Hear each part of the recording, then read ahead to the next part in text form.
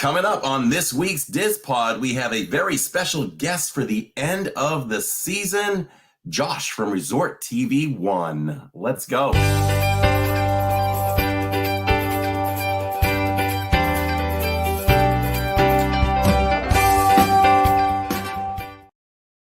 Bum, bum, bum, bum, ba-da-ba-bum.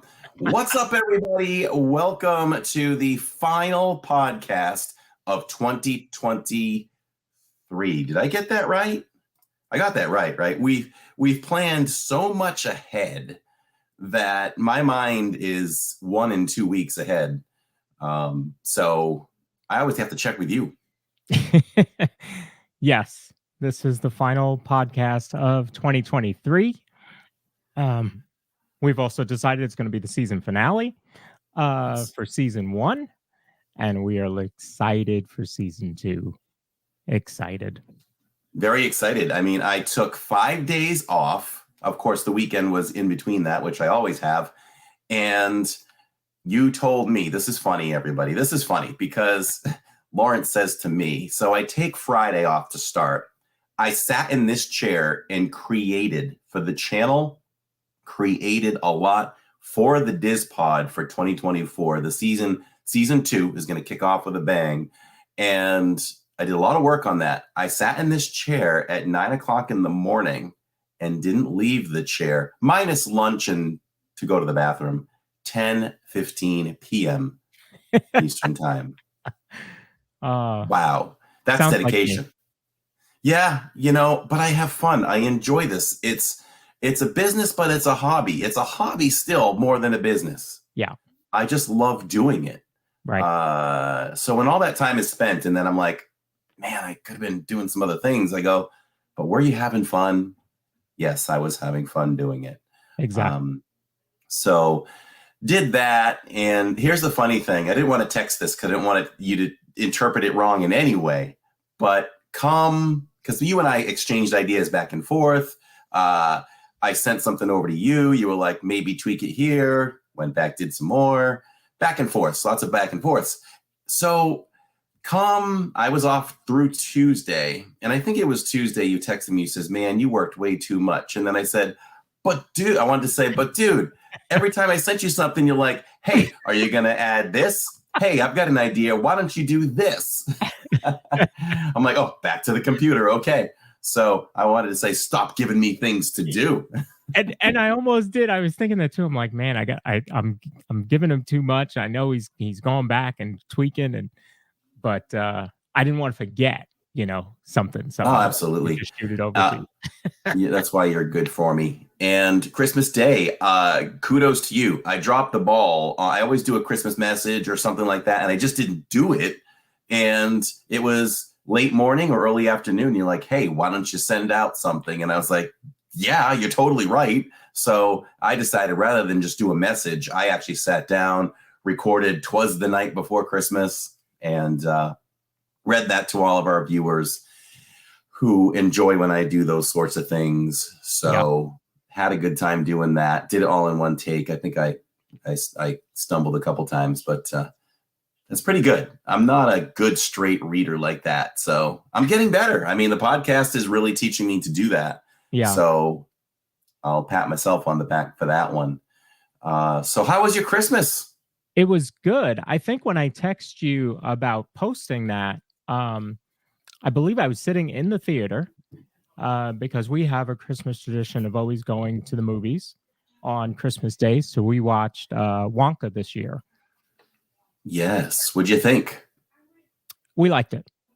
We all liked it. I think there were a good amount of nods to the classic that we know with Gene Wilder. So I enjoyed it. Yeah, it was solid, right? Yeah. I was surprised, and I'm glad I'm not the only one. When the movie starts with a song, I looked at Jacob and I'm like, is this a musical? He's like, that guy, that went over my head. Tammy's like, I had no idea this was a musical. But of course, I'm going to state the obvious, but it's always what I feel like makes a musical is good music. And I wouldn't say that the music, if I rated the music on a scale of 1 to 10, where like Les Miserables or something like that is a 10. Yeah. Wonka, or like I'll say movie wise, of course, Wizard of Oz, right? But Greatest Showman, I thought was a 10. Okay. Wonka's probably a solid 6.5. It was good enough to maybe want to go back and listen to some of the favorites. So yeah, so that was good. Christmas Day was really chill for us. Listen, we woke up and I was the first one up. And what was I doing? I was right here in front of the computer with some coffee, just waiting for everybody to get up because I'm always the first one up. Ants in my pants. And so Jill finally got up at some point, maybe 9:30. And, she did the courteous thing. She was like, well, when everyone's ready to get up, just come get me. I'll be in my room. And I'm like, well, times are changing. And so finally she came out at like 11:30 and she's like, okay, no one's up. Let's go. So we got up and Tammy got nothing. Well, she got one thing. I made sure I got her like the top rated therapeutic pillow for her head. And she loves it. She loves it. We got matching ones. And so I do have a pink one. She's like, why do you have a pink one too? And I'm like, I just thought they came that way. But there's a pillowcase on it. So I looked later when they were delivered. I'm like, oh, there's check marks on the box for like gray and blue. But it's only the center for the real cushiony portion or whatever. So that's working out well. Tammy didn't want anything. And she demands it. I do not buy anything unless she gives the go ahead because she's the girl that has everything. So I've learned a long time ago, married 21 years. That's why it's successful. So for me, I only got things because I made a list. I just made a little list and said, I'm a big kid. I want to open some things. Here you go. And then I splurged on the PSVR 2. So I delved into Resident Evil and things like that on Christmas afternoon, which was a lot of fun. And so just down one more thing about the day. So Jillian had about 22 things to open. I had about 4. And Jacob had 2 little gift cards. And it's just because he wanted to build a computer. He built a computer, so all the money was dumped into that prior to Christmas. He understands that. He's a big boy. And I was like, okay, let's sit down and watch the Jillian opening gift festival. So we did that. But great day all in all, and had a nice 5 days off and jumped right back into work yesterday. It's easy. I love my job. So, it went by fast, and my 3-day work week is going by really fast, and then I'm off for 4 more. So all that stuff is accounted for. A little movie update for anybody just joining us. Thank you, everyone, for joining us. Hit the like button that's watching live. Thank you so much for coming over from Resortv1. We're really excited tonight to have Josh over here. I know he's your guy. You may know me already from Living in Diz. If you don't, welcome. I hope that you enjoy the podcast tonight. I hope that, and I see some have subscribed. Thank you so much for that. And we're hoping that, maybe you find your way over to some park streams when Josh isn't live. We'd love to have you. If you enjoy the quality that Josh brings to these live streams, I feel like that, and I think he thinks that too, that we're right there with him. If you look at percentage of lag on a channel, Josh may lag 5% less than me. But I skew the numbers because I do things that I know are going to lag. Yeah. I just try, so we can probably we'll talk to Josh about lag tonight for sure. So I've got some great questions for him from one live streamer to another. So I think they'll be kind of unique questions, maybe some questions others wouldn't think to ask him. And over here, we don't like to really structure things like it's black and white interview. We like to integrate things into a conversation. So one of those things that I'm going to try to get better with in 2024 to be a better interviewer. And I'd like for us to bring on more guests maybe in the community and things like that. So, but I do like the free flow conversation that we can have. Certainly when we had Cliff Flicks on, we'll see it tonight with Josh. We saw it with Elizabeth from NC Disneyana when we interviewed her. So free flowing conversation certainly works better for us. But we certainly have some questions for for Josh. So tonight's going to be a fun night. It is. Do you have some for him as well? No, I figured you have plenty. I figured. But again, you know, in the course of being a great interviewer, formulate questions from the conversation. Yeah. I always think that's a win-win. So one thing we do, and it's actually a popular thing on this podcast, is we call it Inside the Parks. We normally do that towards the end of the podcast, but since Josh is due on any time now, we are going to jump into Inside the Parks now, and then we should be ready for him, I would hope. So let's jump in right now.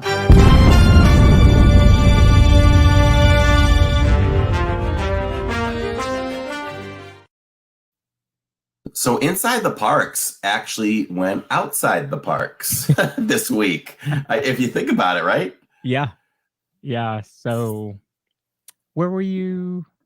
Saturday we were over at where were we? Hey, let's bring him in. Josh is here. See, Josh is ready. Bring him on in. What's up, Josh? Hello. Hey, Josh. Welcome. It is an honor and a pleasure to have you, my friend. Thank you. It's an honor to be here. Yeah. So we just dove into what our segment is called Inside the Parks. I review what we did in the parks this week and talk about some things maybe a little more in depth, like, hey, this happened and this is what was going through my mind, or that kind of thing. So I figured since you popped in, maybe we can ask you how Inside the Parks went for you. For me, I was saying we did Universal for the last time for Christmas events on Saturday. So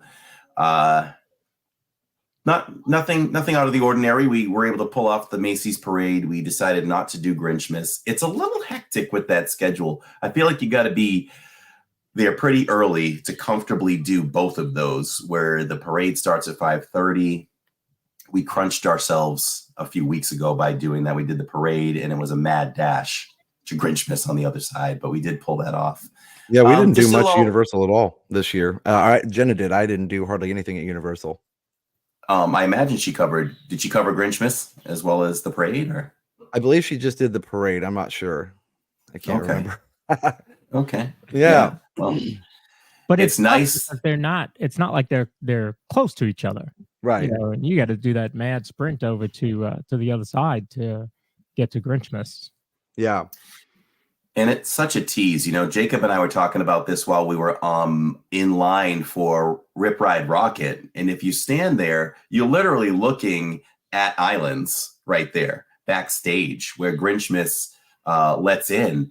And I was like, why didn't they ever make it like a Disneyland DCA kind of? Not even that. It's not even like that. It would be closer, right? Why can't you just enter islands? You know, Yeah. But you might know this because you're more of a historian than I am.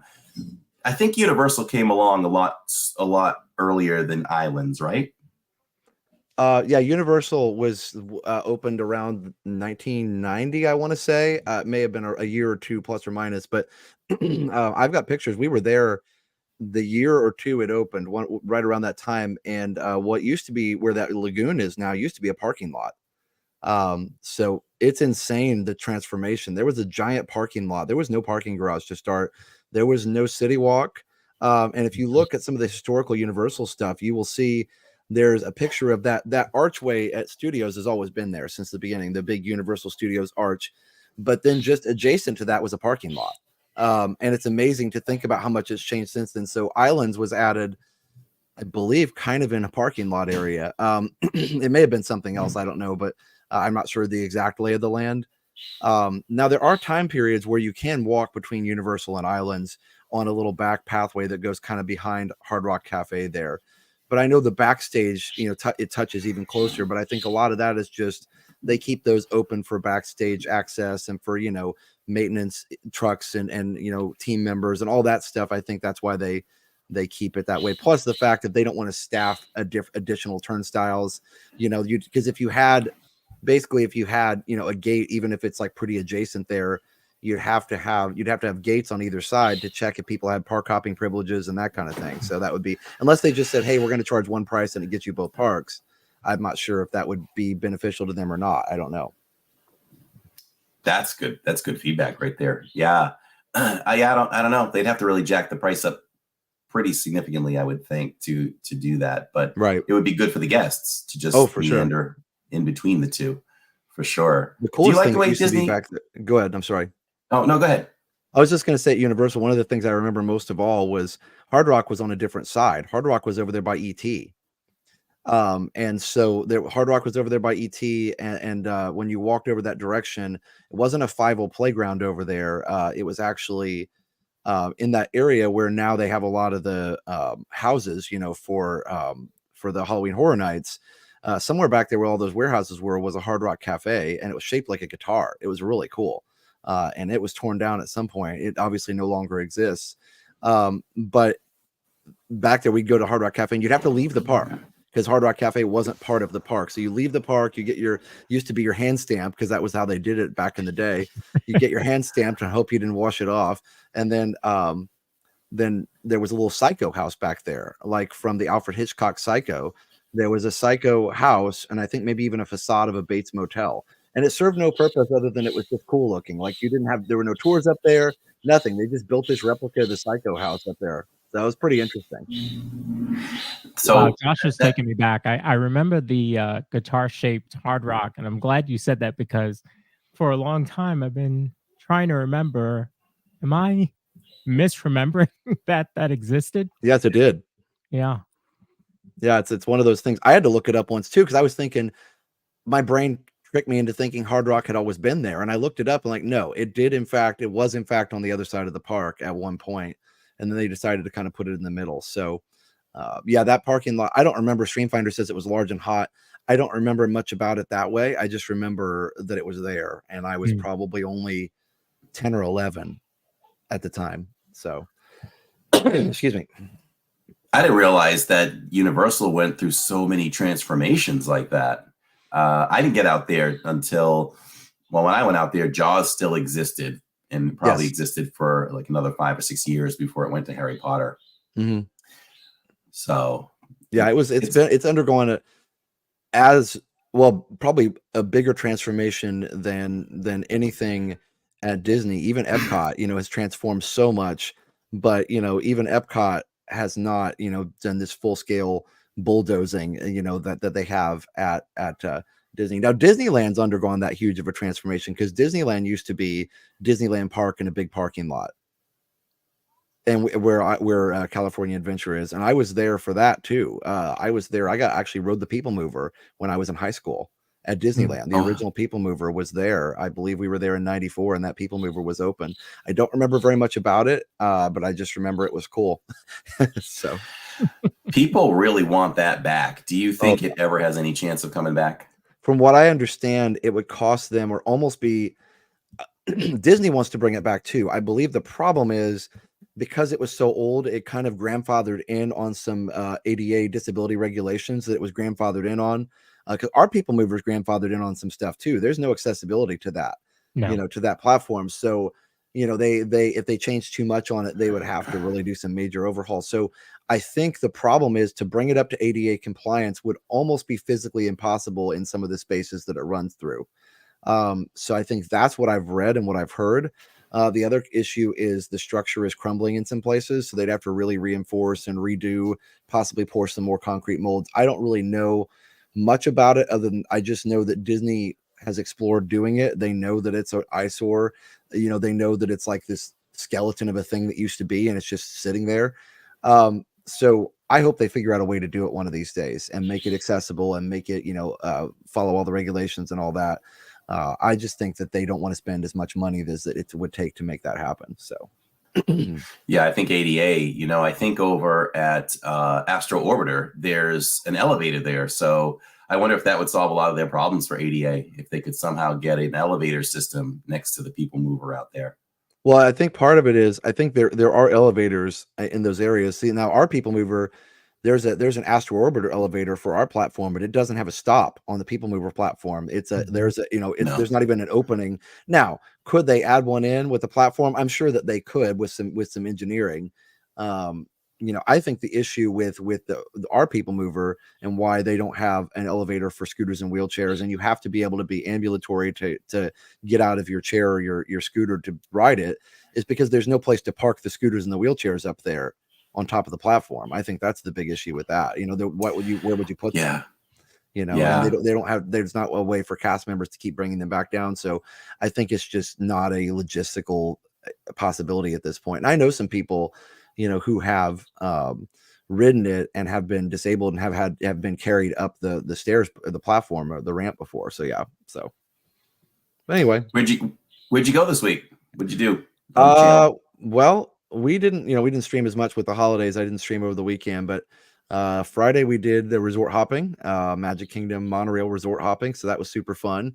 And got to, watch, always enjoy watching the wonderful Christmas time fireworks. And that was the last time. It was the last Christmas party, which we didn't go to, but it was 10 o'clock there on top of Contemporary. So that was fun. And then had some family time over the 3 or 4 days around Christmas. And then Tuesday I was out again, did 9 hours at Magic Kingdom, and then took the boat over to Wilderness Lodge in the middle of that, because people have been asking to see the tree in Wilderness Lodge. It's one of the best ones on property, in my opinion.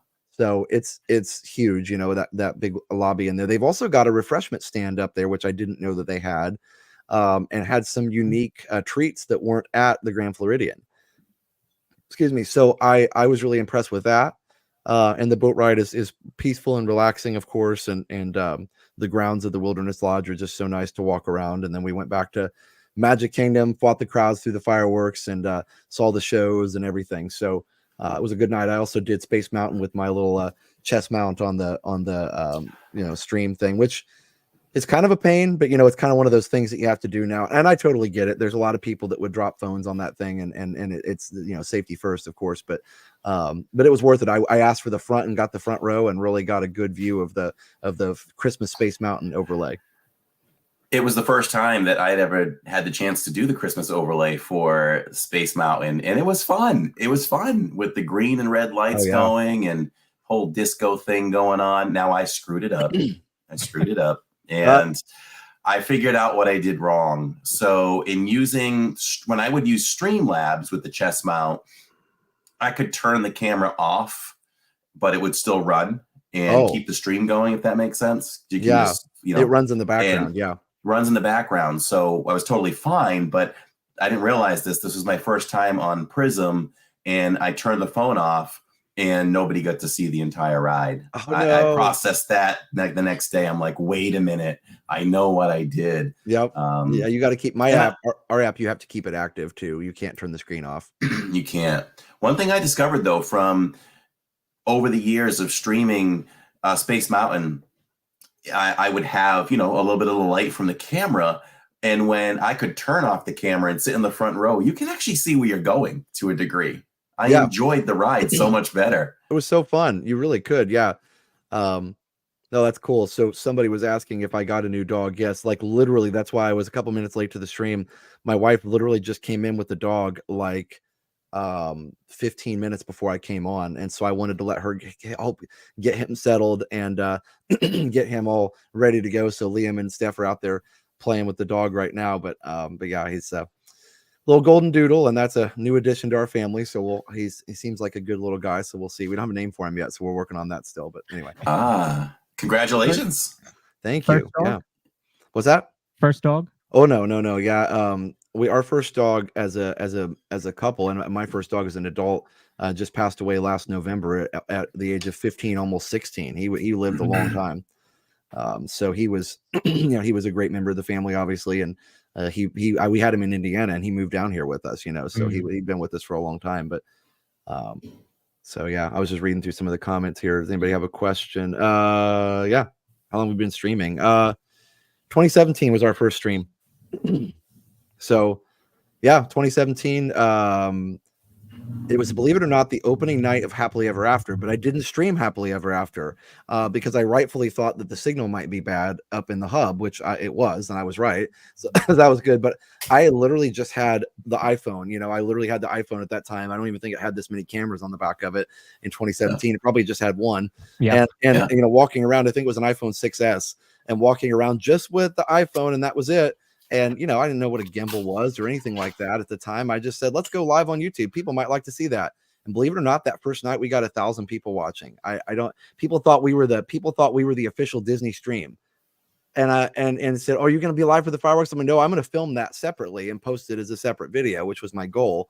And we did that. But I just remember, you know, the craziness of it. I think the only ride we did was People Mover, and it lagged. I remember it lagged really bad inside the Buzz Lightyear, you know, little tunnel there, because the signal wasn't nearly as good as it is now. So that was just with the YouTube app, and you know, we didn't know anything, you know, what was going on or anything like. Back in those days too, if the YouTube app, if anything happened to it, the stream was over.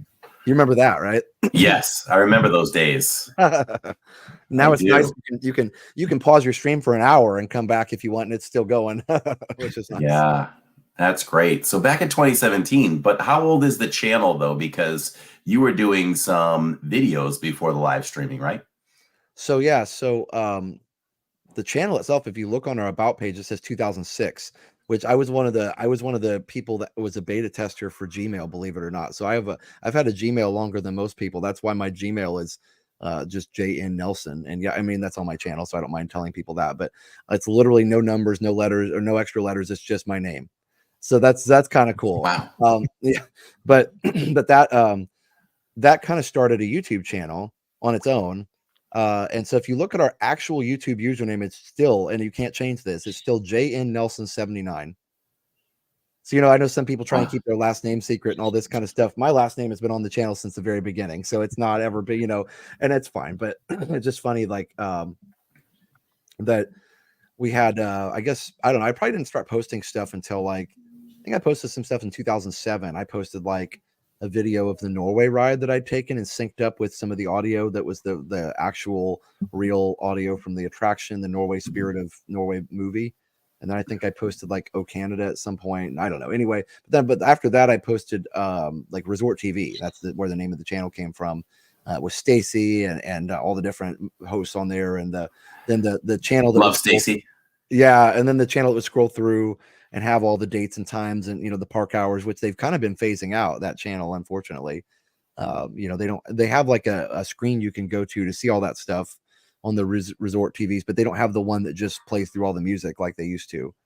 But so anyway, I had that, and then my wife, we were at a resort one time, and she was tired and didn't want to go to the parks, and this was before Liam, of course, way before Liam. And I said, well, I don't want to go without you, so I'll just wait till you rest. I don't know what to do though.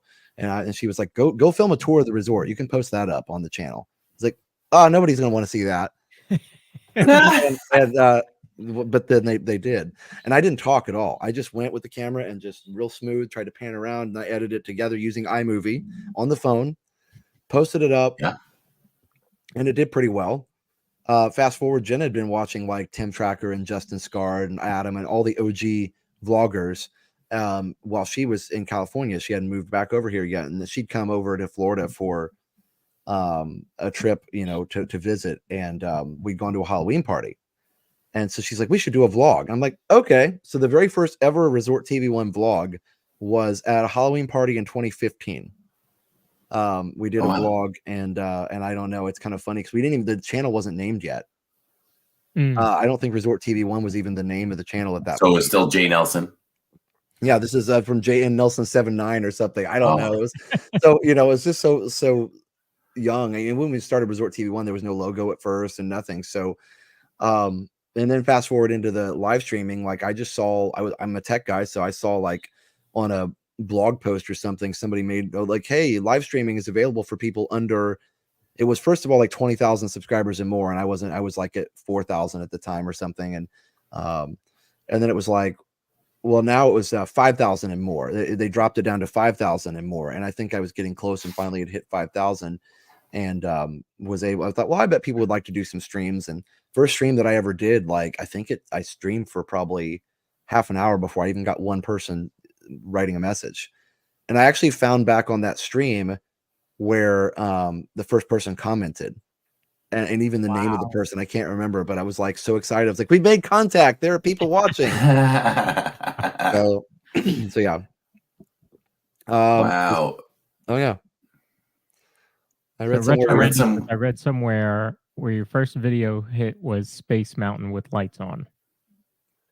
I did have that video. I don't know if that was the first video hit. I think the first one that actually hit, believe it or not, was an Alice in Wonderland at Disneyland, and also that Norway video.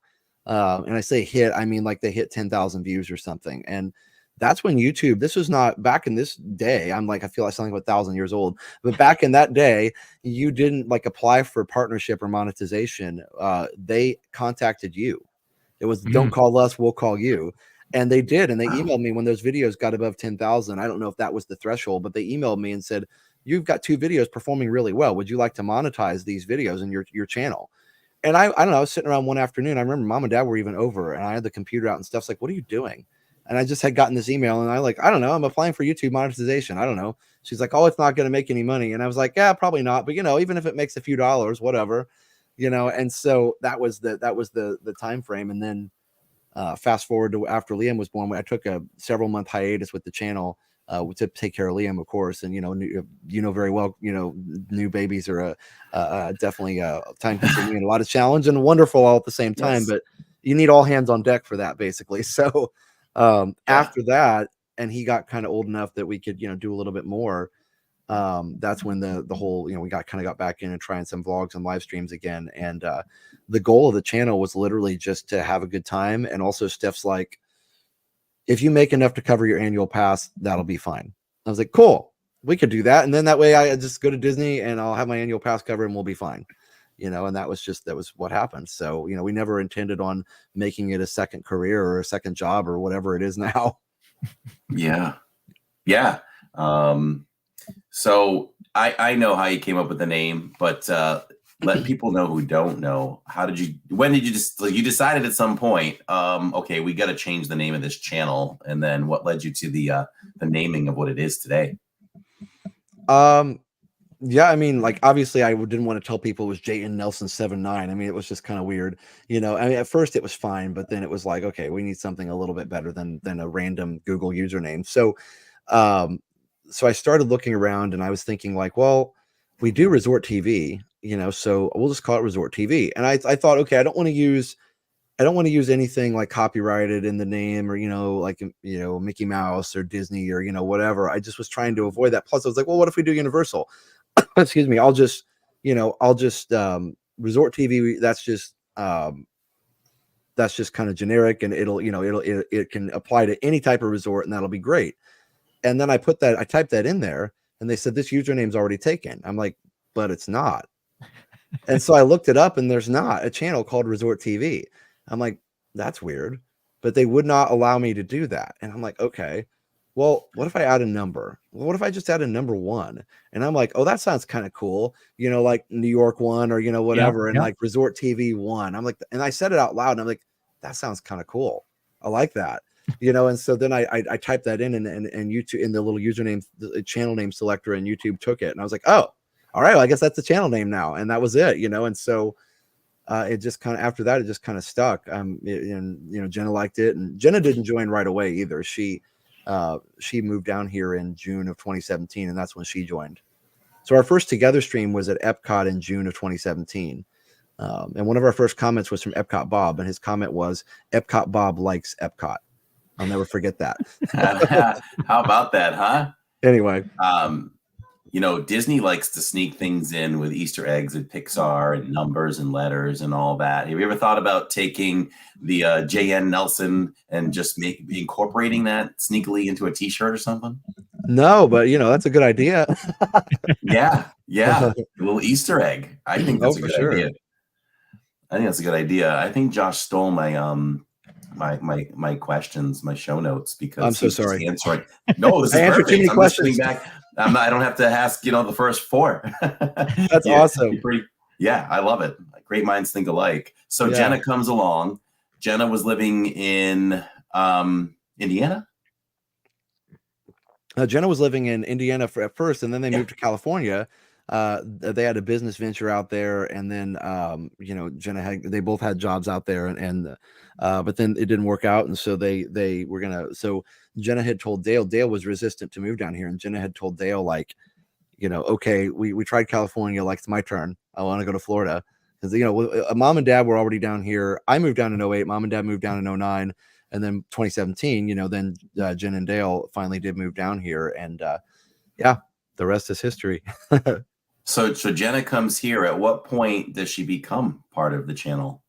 Pretty And much right. who initiated that? Did she want to do it, or she had good ideas, so it just kind of melded together without, saying, "Hey, come aboard"? Or She had already been posting videos, like sending them to me, and I posted them for her, just because I was, it was like I wanted her involved in it, but also because we both love Disney, but also, I thought it was cool to bring a different perspective to the channel than what I could bring by myself. And so having, first of all, having my sister would be a unique perspective, because I noticed most of the vlogging groups were couples, husband and wife, boyfriend, girlfriend, whatever. And I thought, well, brother, sister, that'd be a cool dynamic.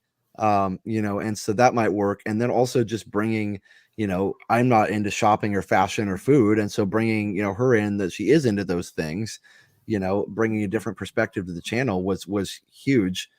And when she would make her vlogs, people really liked them. And it was like, okay, this is good, because I'm only going to do, what I'm comfortable with. And she's going to, Stream Finder. It's great. So yeah, it's so funny because everybody thinks that we're married, and we don't talk about it that much. We just assume everybody knows. So inevitably somebody will come on and say, what was your wife's name again or something, and it's fine. They don't know. Oh, we lost you. Oh, I hit the mute button. We'll just tell them that we're brother and sister, and it's fine. People don't know. So yeah, I'm sure you're used to it at this point. Doesn't make any sense to get frustrated at this point with that, right? No, exactly. I mean, people don't know. Like, if they're new to the channel, they wouldn't know. They would probably just assume that we were a couple. We do have to tell PhotoPass photographers sometimes. So, like, get closer, put your arm around her, give her a kiss. And I'm like, no. And she'll be like, he's my brother. It's like, oh, okay, let's do a different pose. So we do, and sometimes we'll walk up to PhotoPass, and I mean, I get it. Like, if I was PhotoPass, I would assume too. Not their fault at all. They're just doing what they're trained to do. But so we walk up and say, hey guys, we're brother and sister, and that way they just know right off the bat like what poses to say and things like that. Yeah, how about that? That's interesting stuff right there. I mean, that's like what we were watching the Charlie Brown the other night. That's when Snoopy likes to lick Lucy, and she gets all grossed out. Yeah, exactly. Dog germs. Yeah. So Jenna was pretty good with the vlogging early on. How about, was there a learning curve with the live streaming for her? Was there some teaching going on? Yeah, there was. She didn't hold the camera for live streaming for a little while, and there was a really good reason for that.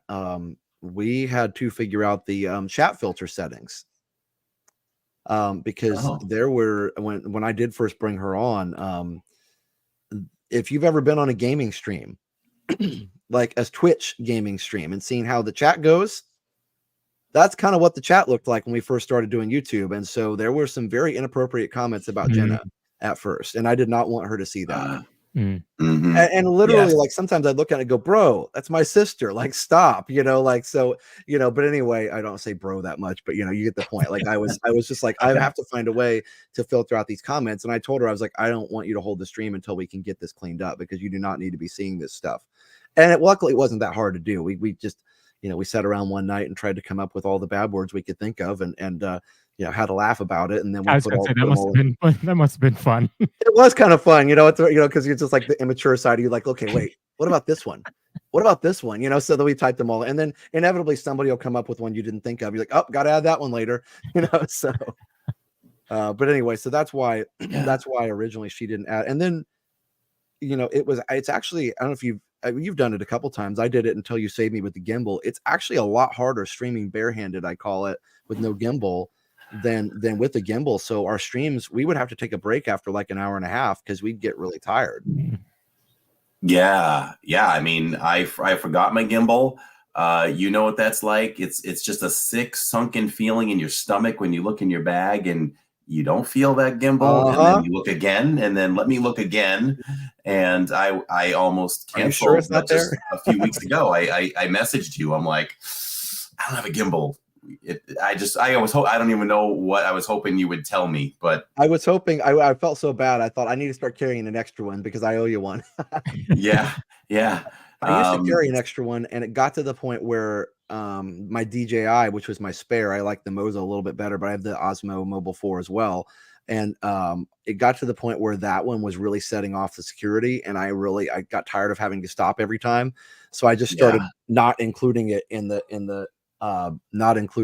bag. So, but yeah, anyway, no, if you guys don't know, I think a lot of you do, but Corey really saved me that night.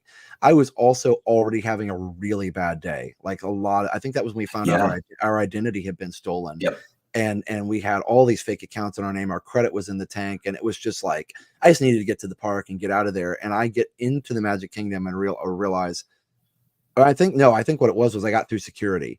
And then as I'm rearranging my bag after security, I'm like, there's no gimbal in here. And I didn't know what to do. And my wife was like, okay, well, just go in the chat, tell people you can't stream, and have a great night at the park. Excuse me, you could use some time anyway. And she's probably right. It would have been fine. I could have just canceled the stream and enjoyed a night at Magic Kingdom.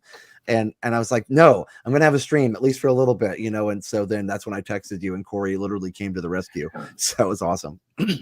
Yeah, it's so funny too. Like, well, you know what? I was carrying 2 gimbals at the time because one was a little bit older and it just wasn't holding a charge for the entire length of when we do Saturdays, which is typically from 3 to park close or whatever. So right. It just wasn't holding the charge, and I didn't want to keep an additional cord in the gimbal plus the phone. So bought a new one and just kind of flip-flopped them. And I was glad I was able to help you out that night. So a few weeks ago, I live streamed from Disney Springs with no gimbal, and I got good reviews on it. If you really work on it carefully, you can hold it pretty still if you really work on it. Well, probably for the first year of our channel, we had no gimbal. And I remember starting to say, okay, we're starting to grow. Let me go to Tammy and say, hey, I think we got to drop $100 or so for this gimbal thing, and glad we did. I put on my Christmas list, actually. One of my clients bought me one. So that was pretty cool. That was the first time we met Josh. Oh, that was the first time you guys met. Yeah, over there. We were standing over by Dumbo. Yeah. I remember that. Yeah, I was like, oh my goodness, I appreciate you so much. Like, I was like, it's just the deal. Like when you got a stream set up and you got all the work done and your brain's got the stream planned, and then that, like you said, and then that monkey wrench in the works, and you're just like, oh.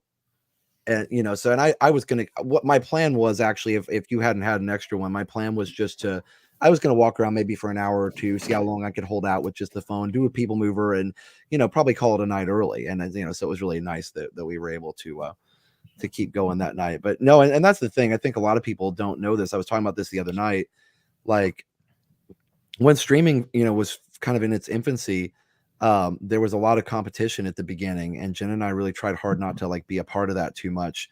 And I think now a lot of those elements are kind of gone from the streaming family. And so it's really cool, just talking to all the different streamers, and people like, oh, you guys are friends. And I'm like, yeah. And I'm like, I think the thing people have to realize is, when you have a community that's successful, like our whole community, is collaboration, not competition, and I think that's the way to do it, so everybody grows that way. And there's sharing of resources and equipment and tips and all that kind of stuff, and it works. And so I think that's my favorite part, is you're not going to see a lot of that probably on other communities, or maybe gaming channels or whatever. Probably not going to be, I mean, there's some collab, but I would imagine it's a lot more competitive. So I'm glad that we have the camaraderie we have in our community.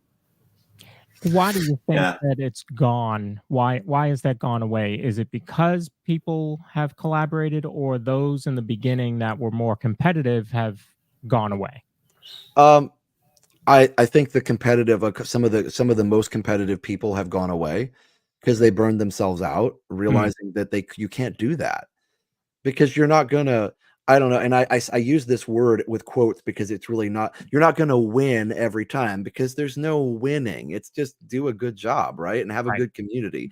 So, I think with that being said, the thing for Jen and I know, Corey's been at it for very, almost very close to as long, so when did you guys start? We started in we're 5.5 years old. So was it 18 or 19? 2018, right? Wow. Yeah. So 2018. I didn't realize we were that close. Yeah, about a year apart. So I mean, Behind but I think what happens is you just, those of us who've been around for a while, we just keep going, and we kind of just like, if you've got all this competitive noise over here, you just keep going. You don't worry about all Yeah. that, and you just do your Yeah. thing. And so, you know, there was that. I think just refusal for us, it was a refusal to participate in it. We're going to go and we're going to have a great time, and people are going to watch. And that was really just as simple as that, you know. And if somebody decides to watch somebody else, that's fantastic. And sometimes, you know, we got to, when it started being collaboration with a lot of channels that we were friendly with, like you guys, and also the other Corey, you know, Corey Meets World, and all these channels that are very friendly. You know, then this is early on when it was just a couple of us, you know, you guys, Corey Meets World, and a couple others. And it was, you know, and again, then it was like, oh, I'm watching you guys on 2 screens. Fantastic. That's awesome. That's the way to do it, you know? And then sometimes we'd even say, oh, I'm going to be on this side and you're going to be on this side, and you can see different angles or whatever, you know? I remember with Corey Meets World one time, he was like, I'm going to be on the top of the Contemporary. I'm going to be in the Magic Kingdom. Cool. Watch both, you know? So I think that's what it's all about, and not trying to one up somebody, because when you're in a one-upmanship game, you're not going to be innovating in that way. You know what I mean? You're not going to be your best. You're going to be worried about that competition and not just giving the viewer a good experience. So yeah, that's well said. And I have that outlook too. It's good to hear your perspective on that when you pull back, because post-COVID, that's the way I felt. Like it's kind of like, you gotta put you and Jenna here for being the pioneers of it, but like just below you were people like us and that crazy Disney lady. Yeah, there was just a handful of us, Corey. Yeah, and then it seems just like after COVID, just it exploded. There's just so many people out there now.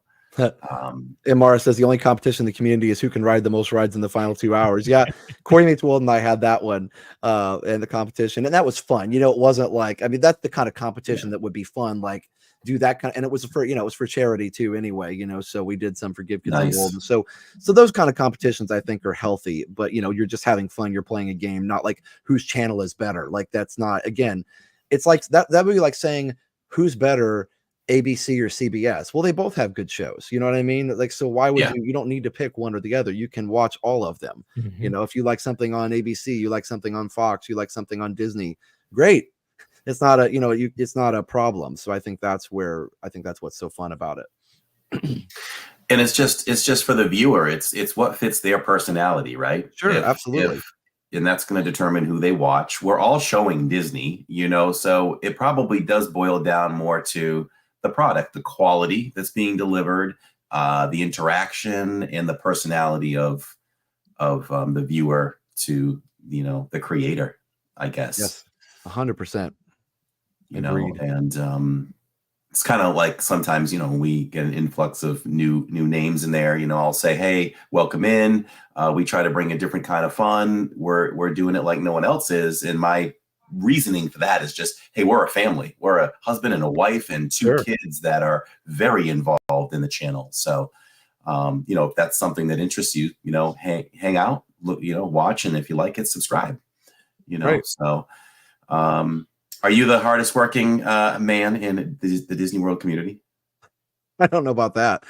I mean, you know, I was just talking to Ron on the go the other day. You know, he's live like all the time, so I definitely don't think I'm and Ron's a super nice guy, but I don't think I'm the hardest working. I think I work as hard as I can and have the desire to work, and I know you do the same. You know, everybody does, I think. So yeah, you know, I know a couple of years ago or last year or sometime, I don't know, I got an award from some award, something that for the hardest working, whatever, Disney something. And I was nice. I appreciated it. But it was, you know, to me, it's just about improving the product every time, you know, improving what the viewers see every time. And we've talked about that. Corey and I have talked so much offline about those types of things and shared information. And, you know, I mean, there was one time I was hanging out with you and we're talking about Big Thunder. It's like, oh, I didn't know we could do that. Yeah, let's do it. Let's go. You know, that kind of stuff. And, you know, just like, oh, and by the way, if you sit in the front, it's better because then you can get out of the tunnel faster. And, you know, just those little tips, because why not share that stuff, you know? And then when you share your gimbal, like, why not? Because at the end of the day, we all benefit from that kind of stuff. So I think that's really what it's all about. Like, as far as hard work, you know, we all have time to do it differently. You know, for me, if I have a problem on a stream with technology, I'll obsess over it until I fix it. Yep. And I've done that. And that's when I've reached out to you sometimes. If I'm trying to work through something and I just know that you most likely know that answer, that's when I'll just reach out and just say, hey, Josh, this is what I'm having trouble with. Oh, for sure. What And can I'm I do happy to here? help. When the time I felt for you so bad when your channel got taken down for a little while there. I mean, that's everybody's worst nightmare. But I knew in the back of my mind, I was like, he's going to get it back. He's going to get it back. And honestly, and I know you knew this, or I don't know if you knew this or not, but I was obviously waiting for you to get it sorted out on your own. But if that had not worked out, I was very ready to email my YouTube contact and say, hey, I have a friend who has a big issue, and I need you to pull a favor for me, because, you know, I would 100% have done that, because I know how frustrating it is, and YouTube's this ginormous corporation. It's like getting somebody at Apple to talk to you. You know what I mean? Like Apple. I'm not talking about the Apple store. You can walk in there and talk to somebody every day, but like Apple corporate, you know, like somebody to talk to you. It's like a big faceless corporation with thousands of employees, and YouTube's the same way. And I'm sure there are tons of really great people there that really care, but actually getting to talk to them is difficult sometimes. And so I'm glad that you got through to somebody. You know, that gives me the chills. You know, thank you so much. I can't thank you so much for, you know, considering that favor. That means a lot to me. It was a devastating time. It really was. It was like a death in the home. You know, it was a time where we put our heart and souls in this. My kids have grown up on YouTube. We never even went into this to be famous or build it to what it is. We just wanted to share Disney. And, you know, we have thousands of hours of time documented, and just so much. It was pretty solemn for a few days around here. And a lot of people reached out to offer different ways to help and all that. But the one that stayed at the main core was definitely you. So thank you once again for that. And the one simple thing that you directed me to was contact them on Twitter. I think it was you. Yes, because that's how I've noticed that people get stuff done. I hammered Twitter, and finally, after a few days, got through, and I worked with YouTube pretty quickly after that to restore that. So as long as you can get in contact with a human over there, that's all you have to do is find a non-robot, find a human to talk to. That and yeah, Twitter seems to be a great place to contact YouTube. If you have a legitimate issue like that, you know, I mean, I feel bad. I'm sure they got hit up with silly things all the time, but you know, I have seen a lot of people who've lost channels for, you know, illegitimate reasons like that. You know, somebody hacks it and takes it over. And that's, you know, it's really, I think, it's good that they have that to where you can actually get a hold of a real person. I love Retro Randy says, I subscribe to Living Diz the Night, Corey loaned the gimbal to Josh. Awesome favor.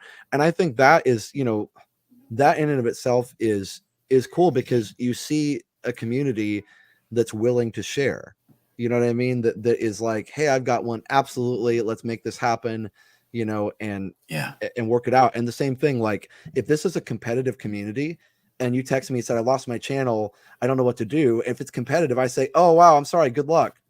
Yeah. You know, and I mean, no, of course not. I would put myself in your shoes and I would be devastated, heartbroken. I'd be like a mess. So I totally was like, I told my wife, I was like, I can't even imagine what's going through his mind right now. So, you know, but obviously, and then when you guys went live right after it came back on, we were all so happy. But I think, you know, I think that's the mark of the community, is you being willing to loan me a gimbal, on the spot. And, you know, just everybody being willing to help you when your channel went down.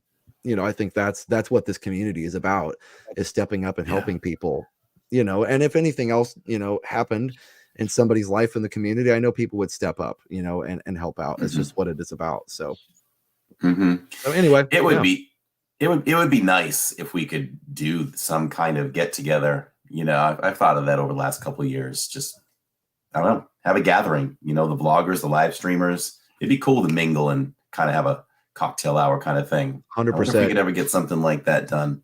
Oh, for sure. Yeah, for sure. So anyway, cool. What other questions does everybody have, or what else do we want to? If anybody has questions in the chat, definitely put a queue ahead of it, and we'll try to collect those. And so how about structure? You know, I know you and I are so much alike in so many ways with our channels.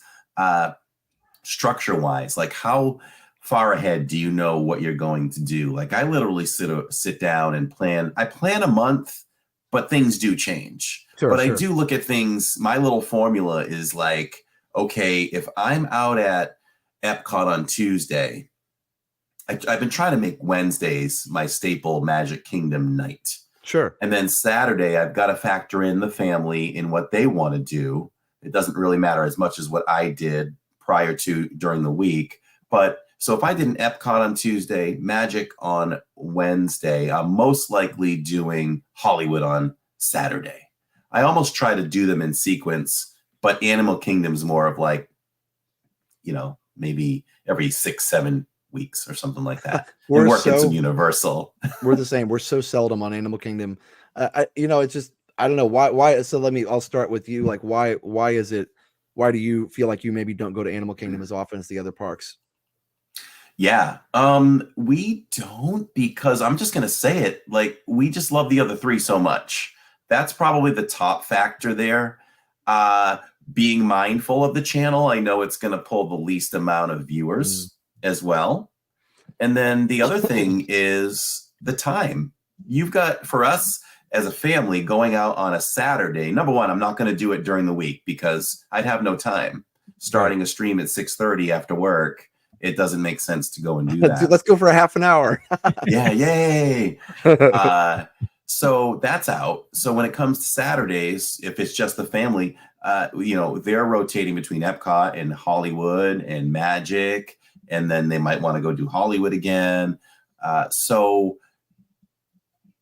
Kingdom is just not our favorite, but so it's those two factors and just the time it closes. So we have to plan something else. So normally if we do a Saturday there, we know we're going to like, hey, that'll be a Disney Springs Part 2 kind of thing. Sure. And we'll jump over and do that. So, and that works. We've done that too. We've done Part 2s. We've done like Animal Kingdom going over to the lodge, or Animal Kingdom going to Disney Springs, or yeah. As far as why we don't go as much, it's the same. Like I usually have to stream in the evenings. Jenna, YouTube is her primary, job. And so she used to work retail before the pandemic, and then during COVID, of course, the retail's closed, and she just decided to keep with YouTube, which was fine. So for me, just like you, like I get off school, I bring Liam home, and I'm mindful, and I know you are too, about how much time I spend with my kids. And so I don't bring Liam on the streams because he's young and I want to just enjoy the park with him. Now your kids are old enough, they do great on the stream, but and Liam will get there eventually. He'll get to be that age.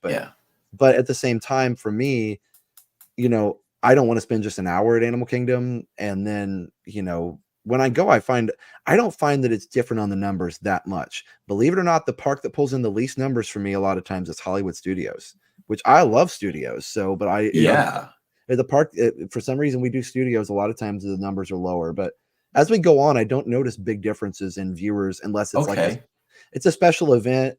Early on, we did, but it was a Christmas party. A party's going to get more views every time for every channel.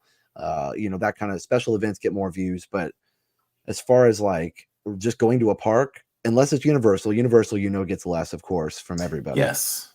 Yeah. And SeaWorld gets less, but. Have you guys gone live at SeaWorld? I think you have. So it's something that I've wanted to ask you because I've been asked to go. I feel like, and it might have just been from watching Corey a few years ago, how is the signal there?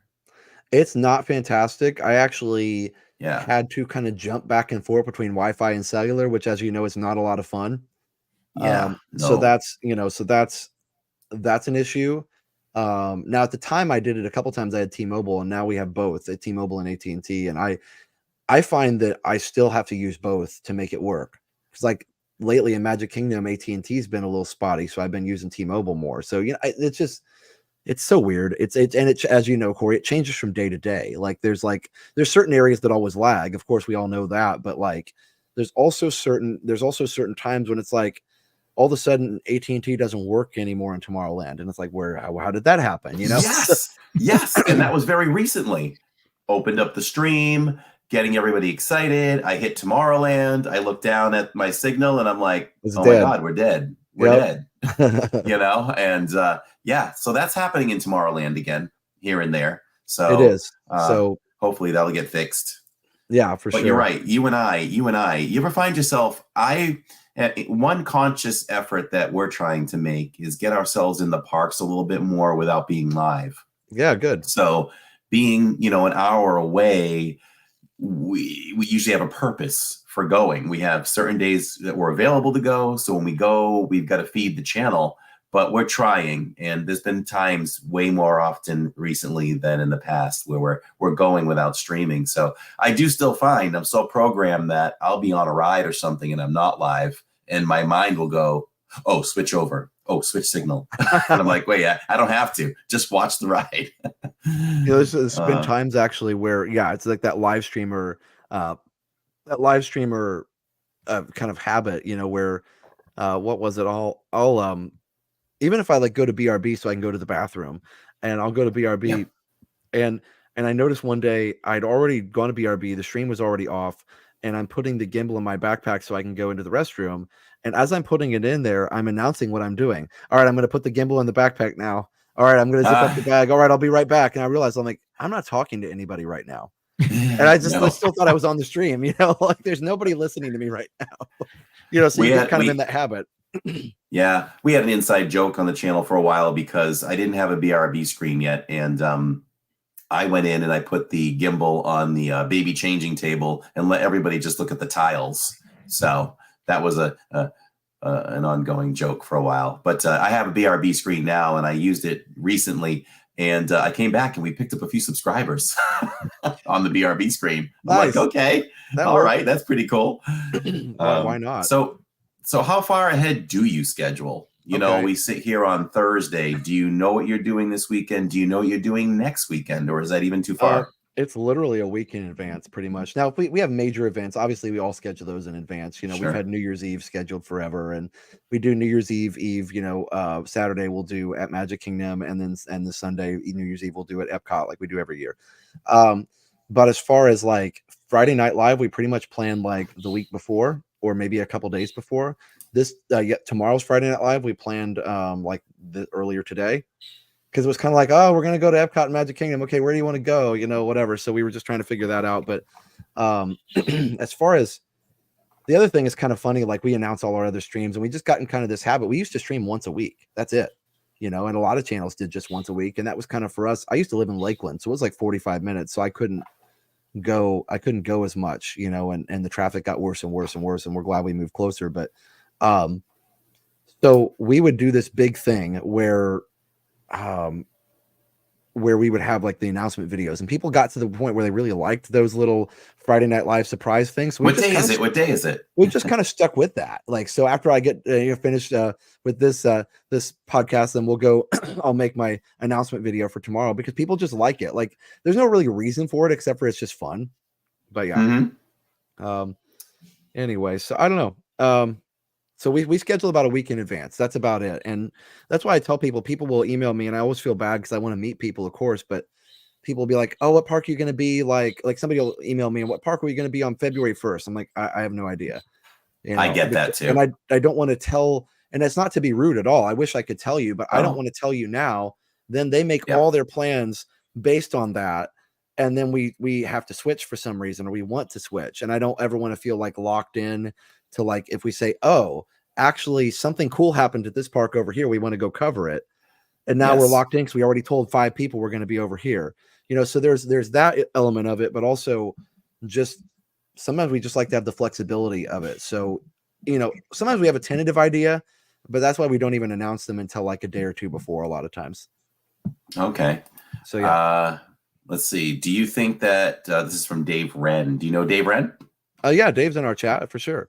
Okay. Do you think that they will connect the Skyliner to Animal Kingdom all the way to MK? You know, I hope they do.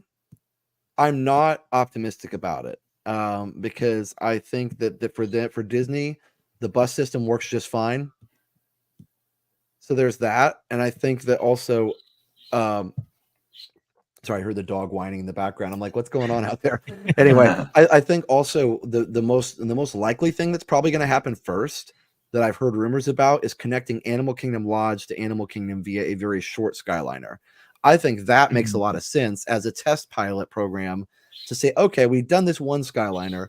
Let's do a real short little run. It makes sense to connect those two parks via Skyliner. You're going to save on some buses because they're running buses like half a mile or something, whatever the distance is, or, maybe a mile at the most. And so if you straight shotted it between those parks, I'm sure they could find a route there that was pretty short and even probably a straight shot from one to the other.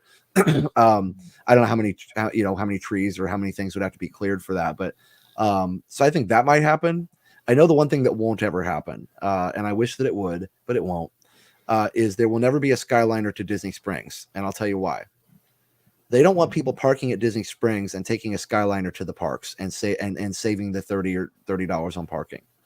Because people would totally do that. Lots of people, if there was a convenient way to get to the park, but right now, that's why there's no bus from Disney Springs to the parks. A lot of people would love that. And I always used to say that too. And then it wasn't my even thought, but somebody even told me, no, Disney doesn't do that because of this. There's times when I've been at a park, especially when you're on vacation, you're on vacation, you're like, okay, I'm done with the parks. I want to go to Disney Springs tonight. And you're like, okay, but I got to go all the way back to my resort and then to Disney Springs.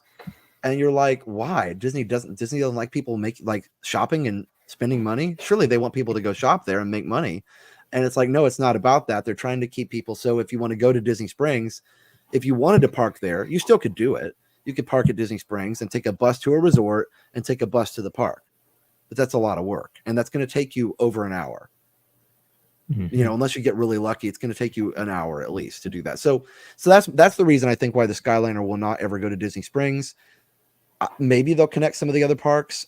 It would be awesome. I know they don't need to connect Magic Kingdom and Epcot. We've already got a monorail for that. So Animal Kingdom, I agree with Dave. Probably the most logical one would be Animal Kingdom to Magic Kingdom, or Animal Kingdom to Epcot, maybe. So I don't know. Anyway. Jill DeFore wants to know, would your favorite stream be the rain shower and people mover? That was probably the funniest one for sure. There's been some funny ones, or funny but painful when I fell and landed literally flat on my rear and on my back when I tripped going up to the people mover one time. So that was fun. There's those benches in Tomorrowland that stick out. It's like the bottom of it's like triangular a little bit.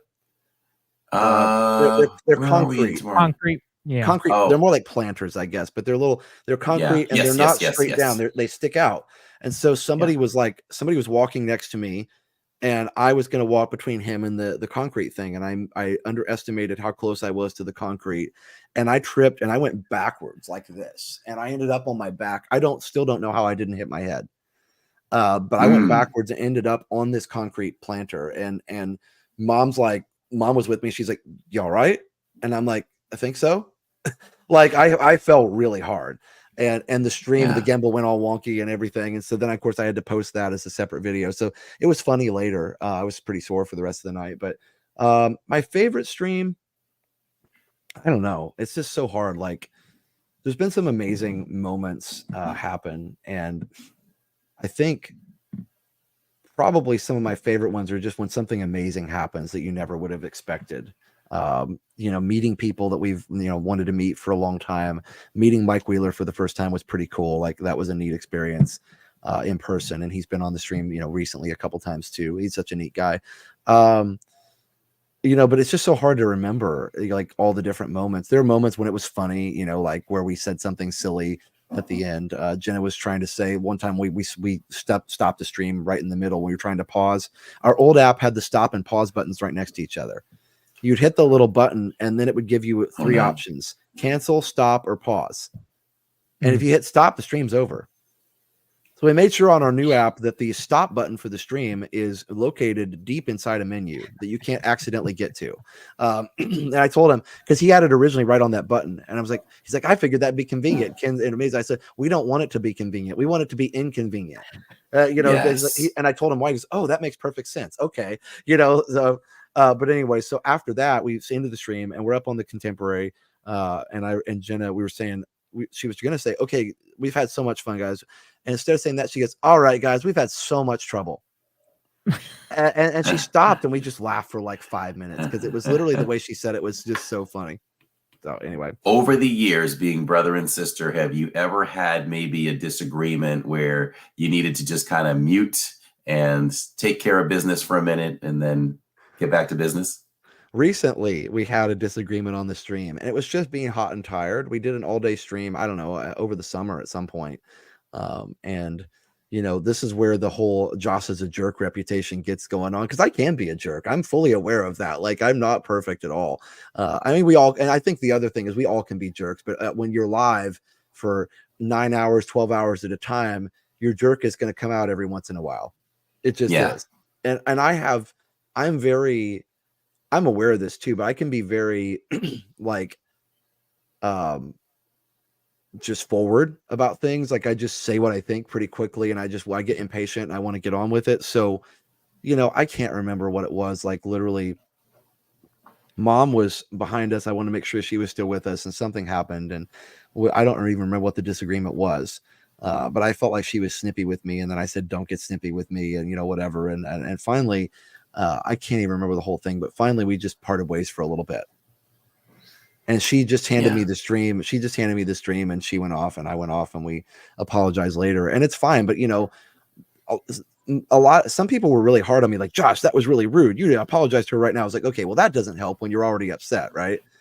So I'm already upset, and I'm trying to move on with the stream. We're supposed to be live all day, and it's like, well, okay, I guess we just keep going. And so, the bottom line is, we got to just apologize and move on. And most of the people in the chat were like, oh, I totally understand. If I was live with my brother, we'd be fighting way worse than that, way more often, so a lot of people kind of empathize, like, yeah, you guys are a brother and sister. You really don't argue that much for being live as much as you are. And so it ended up being okay. I met her later, and, I don't know, maybe 5 minutes later, it wasn't that long. And we apologized. We rode a ride, and kind of awkwardly, and then apologized later. And it was fine. But as far as muting it, not usually. Every once in a while, we've had to mute it to talk about it. Usually when we mute it, it's like something we just can't say on the stream, like, oh, we want to do this, or we can't say this on the stream, or, whatever. So, yeah. Anyway. So, yeah, that's basically. I've been down that road before. It's a family of four, apologize. Oh, yeah. It's a dad dealing with teenagers and things like that, And there's times where I thought I muted and I didn't. And, the community does support you, though. I did let a swear word come out one time live while waiting in line for Philharmagic when trying to scold one of the children. And they said, we totally understand. We've been there. We had teens, and they just really made me feel really good, about that, for that support. What's the quickest you got into MK from the TTC, says Resort Budgeting. So this brings me to a thing. So security, we know they're doing their job. They're keeping us safe. 1,000% kudos to security. But do you ever get frustrated a little bit? I'll admit that I do, but it's just my nature. Like, I like things to go consistent, and I like them to go right. And when things are not consistent, just the frustration in me comes out. So I know the content's in my bag. I'm there 2 to 3 times a week. I hold everything out that's supposed to be visible. And you come through and you beep and you show them, I told you this bag was going to go off. It's clear. It has a battery, it has a wire, and they don't even look at you, and they just go, you got to go over there. Well, right. No, it's so I don't get frustrated just because yes, I mean, I do a little bit, I guess, but I try really, really hard to just be like, okay, it's for our safety, and we're just going to go with it. And so I don't ever go through on the stream. I'm always in BRB. And Same.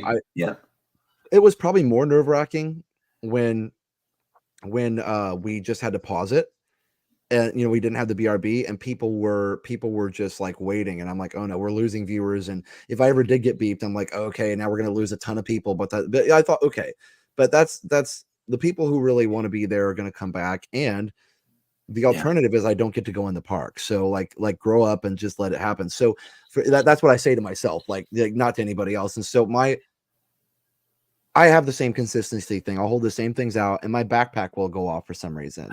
And I can see it on the little, if you look at the screen, you can see where it hits. And I'm like, okay, whatever. And so I just go through and I'll be like, just check it, and they'll check it. And it'll be fine. and then But you're on your way.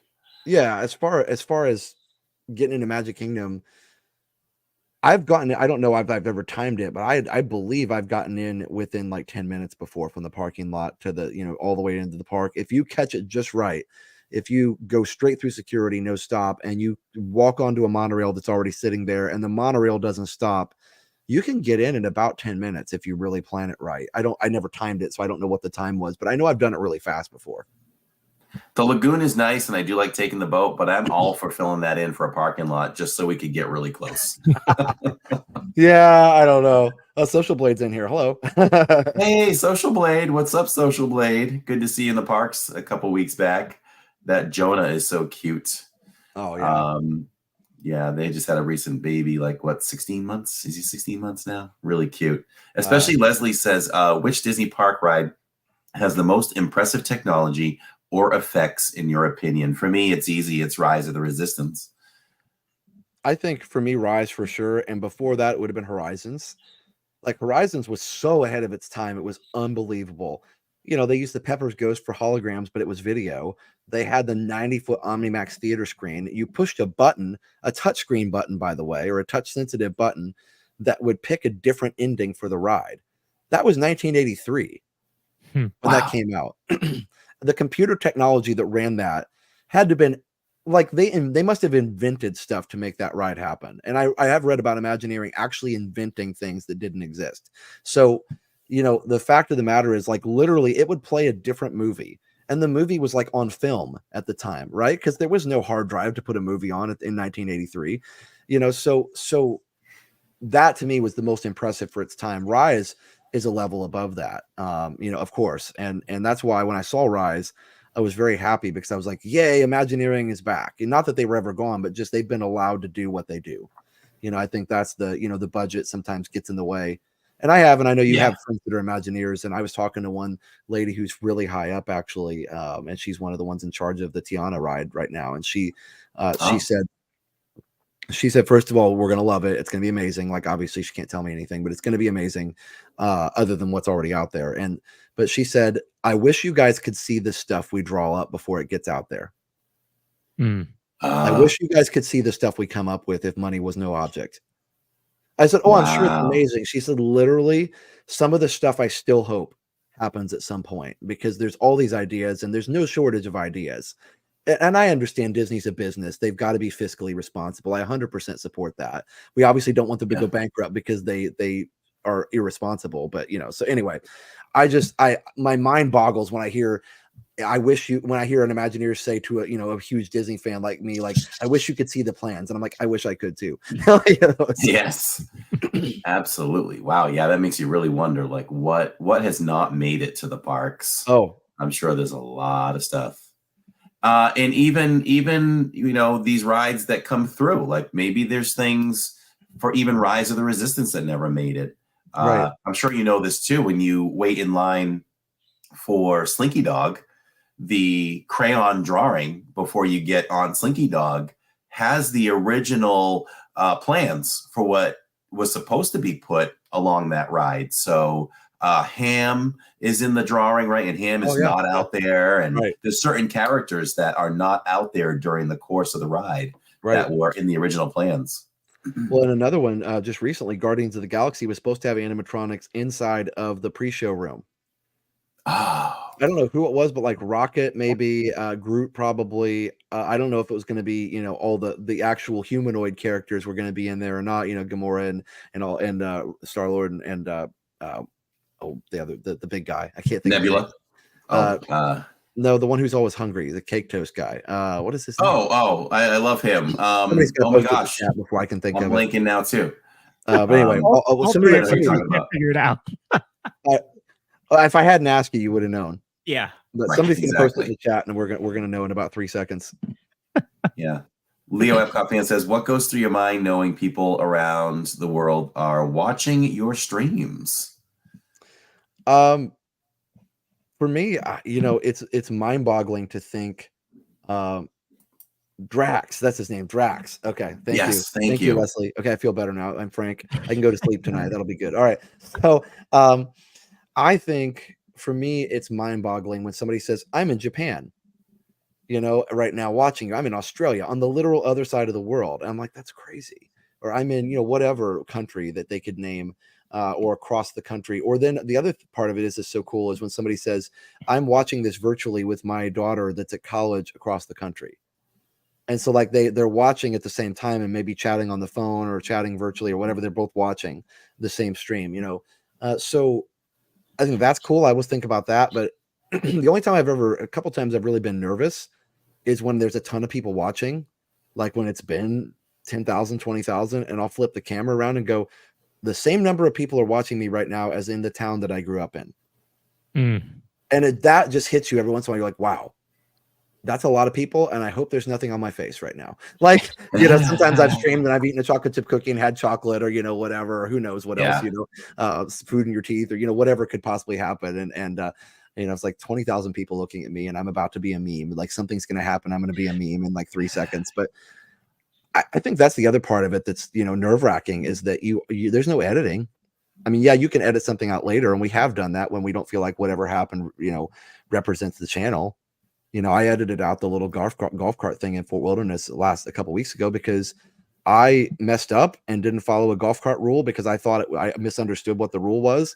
And then the driver was very loud and I thought he was being rude. And so, you know, I said, oh, you don't have to be rude. And I thought, first of all, I don't want the driver to get in trouble because he did yell at me, but then probably just he wanted to make sure I could hear him.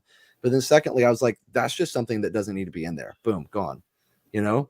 Yeah. And so I think we do edit those things a little bit. But most of the time there's no editing. And, you know, so we have to be very mindful. Whereas on a vlog, if you don't like something, you just cut it. Yeah. You know, so when you get those big numbers like that, and it's all relative, you know, for me, it would be more like, okay, we've got, you know, 500, 600 watching, maybe 7 or 8. I start thinking a little bit like, okay, I really have to be really on my game right now and do the best rides or go do something good. I am going to avoid certain rides that could, you know, really lag and lose these people. So my mind frame does change a little bit.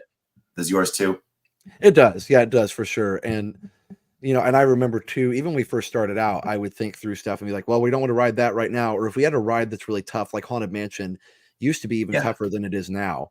And, you know, and I would just, people like, oh, you should try it again. I'd wait till the end of the stream when there were less people on and then there would be less people to lose. You know, so, and people understood that. I'm like, hey, if you want to stick around, I'll try it at the end. And if we lose everybody, well, you know, it'll be almost, it'll be fine. So but I think we do change what we do, you know, a little bit based on how many people are watching. There was one time where there was a ton of people watching on New Year's Eve and people wanted to go see the DJ. And I was in that mode where I had just been jostled by crowds enough and I needed a break from that.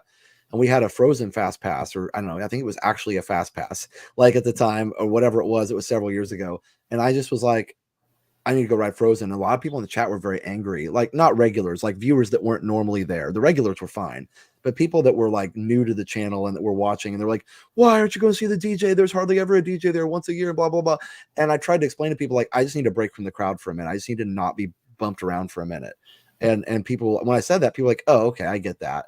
So I do think, you know, in a normal day, I would have said, yeah, sure, we're going to keep more people watching if I watch the DJ. But in that moment, I just needed something different, you know, so I don't know. Is the channel running 100% to your satisfaction? I'm guessing the answer is no. And what would you like to fix then? Because I have a laundry list of things that the channel does not run to my liking 100% because there's so much I want to give. And even now with some of Lawrence's help behind the scenes, he knows it's still not running to 100%. And I guess if you felt like it was, then maybe, I don't even know, it's time to get out or something. Don't ever be that comfortable. Right. I agree with that. I think obviously, no, it's not 100% of where there's a lot of milestones and not even milestones. I'm not even talking about numbers. There's a lot of milestones that we've reached that I'm happy about, but not satisfied. Right. So like we wanted to have our own app and we've been able to do that. And it works now and it works really well. So that's something that I've finally gotten past. There's only a couple things we want it to do that it still doesn't do yet. And we're working on it. But like, as far as I think part of it was, you know, really the live streaming part of it, is going pretty well overall. There's still things I want to improve on it. And I watch our streams back and I'm very critical of myself, so, things that I could do better or things that we could be more interesting or more, whatever, more engaging somehow. But also, I think that live streaming is not going to be probably as far as like improving stuff won't be, I don't think the biggest in 2024, the biggest focus moving forward. I want to get back into doing some regular edited videos a little bit more. And not that the live stream is going to go down at all. Probably not. I mean, maybe right now I've been doing 3 a week. I may cut down to 2, but I really want to do some updates to my hotel tours. I love doing those, and they take a long time to edit, as you know. I usually voice over narrate those too, so I don't really script it too much, but I still narrate it after the fact, and that way I can cut out some of the background noise and stuff like that. But just doing some more how-to stuff. Like I did that Genie Plus video. That video took me 2 months to make because it was so much editing, and I put all the graphics in and I put like bullet points, and I just really wanted to make it professional, and it worked out. It has a lot of views, but I don't have the patience to do that all the time. I get really impatient with it sometimes with that style of really tedious editing. Some people are great at it. But I think my goal is just to do more outside of live in the next year, and just to do more high quality edited videos so we can get more balance on the channel. So, yeah. So yeah, for 2024, that's exactly what we're trying to do too. Is sorry, Lawrence, I'll say this quick. Is just how can I, being as busy as I am, how can I bring more? Because I do miss some of the editing and things like that. So we've been experimenting over the last few weeks where I'll take a stream that I think has enough quality in it to make it a vlog. So we've been releasing some of those in a 15-minute form. So that's I'm cool. Going to do that for a few months and see if it builds, and it may grab that other audience that doesn't like to watch live streams and will pick us up just by watching those vlogs. So trying that a little bit. And so I'm trying to even do a few things where maybe some face shots where if I'm trying food, I'm thinking, ooh, let me review this piece with my face on camera so it'll look better in a vlog form. Sure. Or when I'm shopping with everybody, trying to change it just a little bit so that it can be interchangeable between the live and a vlog. So we've been experimenting with that and trying to put some more shorts out too. What were you going to say, Lawrence? So I was going to ask, what of the content that you do, the ambiance videos, the vlogs, the live streams, what do you enjoy the most? That's a tough question. I appreciate it. I would think definitely I would have to say we enjoy the live streams, and I personally, and I know Jenna does too, enjoy the live streams more just because of the interaction, and you never know what's going to happen, and just it's fun. And it's fun when it goes well. It's even fun sometimes when it doesn't go well because you can laugh about it. So there's that kind of stuff. But I also like doing relaxing strolls because I like kind of trying to be artistic with the camera angles and not have to worry about, a chat sometimes, and just really focus on, hey, this is going to be like 4K 60, top quality, no lag. That's cool. And even doing like a ride through video, like I did post a couple weeks ago, the Hatbox Ghost, a low light video with my Sony camera. And I love doing that because I'm like, cool, I'm going to do the absolute highest quality video that I can possibly do with the equipment that I have. And I know, you could get a more expensive camera and do even better, but with what I have, I want to do the best video that I could do. So I think to answer your question, live, but I also there's elements of the other stuff that I like too. We could definitely talk forever. Maybe bust through just a few more questions and then take a quick sponsor break. And then would you have just a few more minutes to do a couple of Love Like Leave? It's a game that we play now and then. Ask you a couple of quick questions, and then and then we can let you go. Don't want to tie you up too long. Sure. Social Blade says, what do you guys think about the newest Epcot fireworks show? Let's see. Luminous. Yeah, do you want me to go first or? Yeah, go ahead. Well, we covered that at length in recent ones. We had Cliff on from Cliff's channel. And he really broke it down. He shed a lot of light on it, and he had watched it like 6 times and started to get a feel of what it's really about. It's a really heavy, deep show. So it makes me appreciate it more. And I still think it needs, you and I talked the night we saw it afterwards. I still think it has growing for me. It has to still grow on me more, but I'm more accepting of it because of the message. I'm just afraid, and this is not to dumb down the guests of Walt Disney World, because I was right there with you before Cliff explained it to me. It was going over my head too. I'm just afraid they may have gone so deep. It's just going to go over so many guests' heads that I wouldn't be surprised if it's considered a flop. What do you think? Okay, so excuse me. I'm not the toughest critic a lot of times on shows. I do enjoy a lot of them. I was actually a pretty big critic of Illumination's Reflections of Earth after it'd been there for 20 years. I was like ready to move on.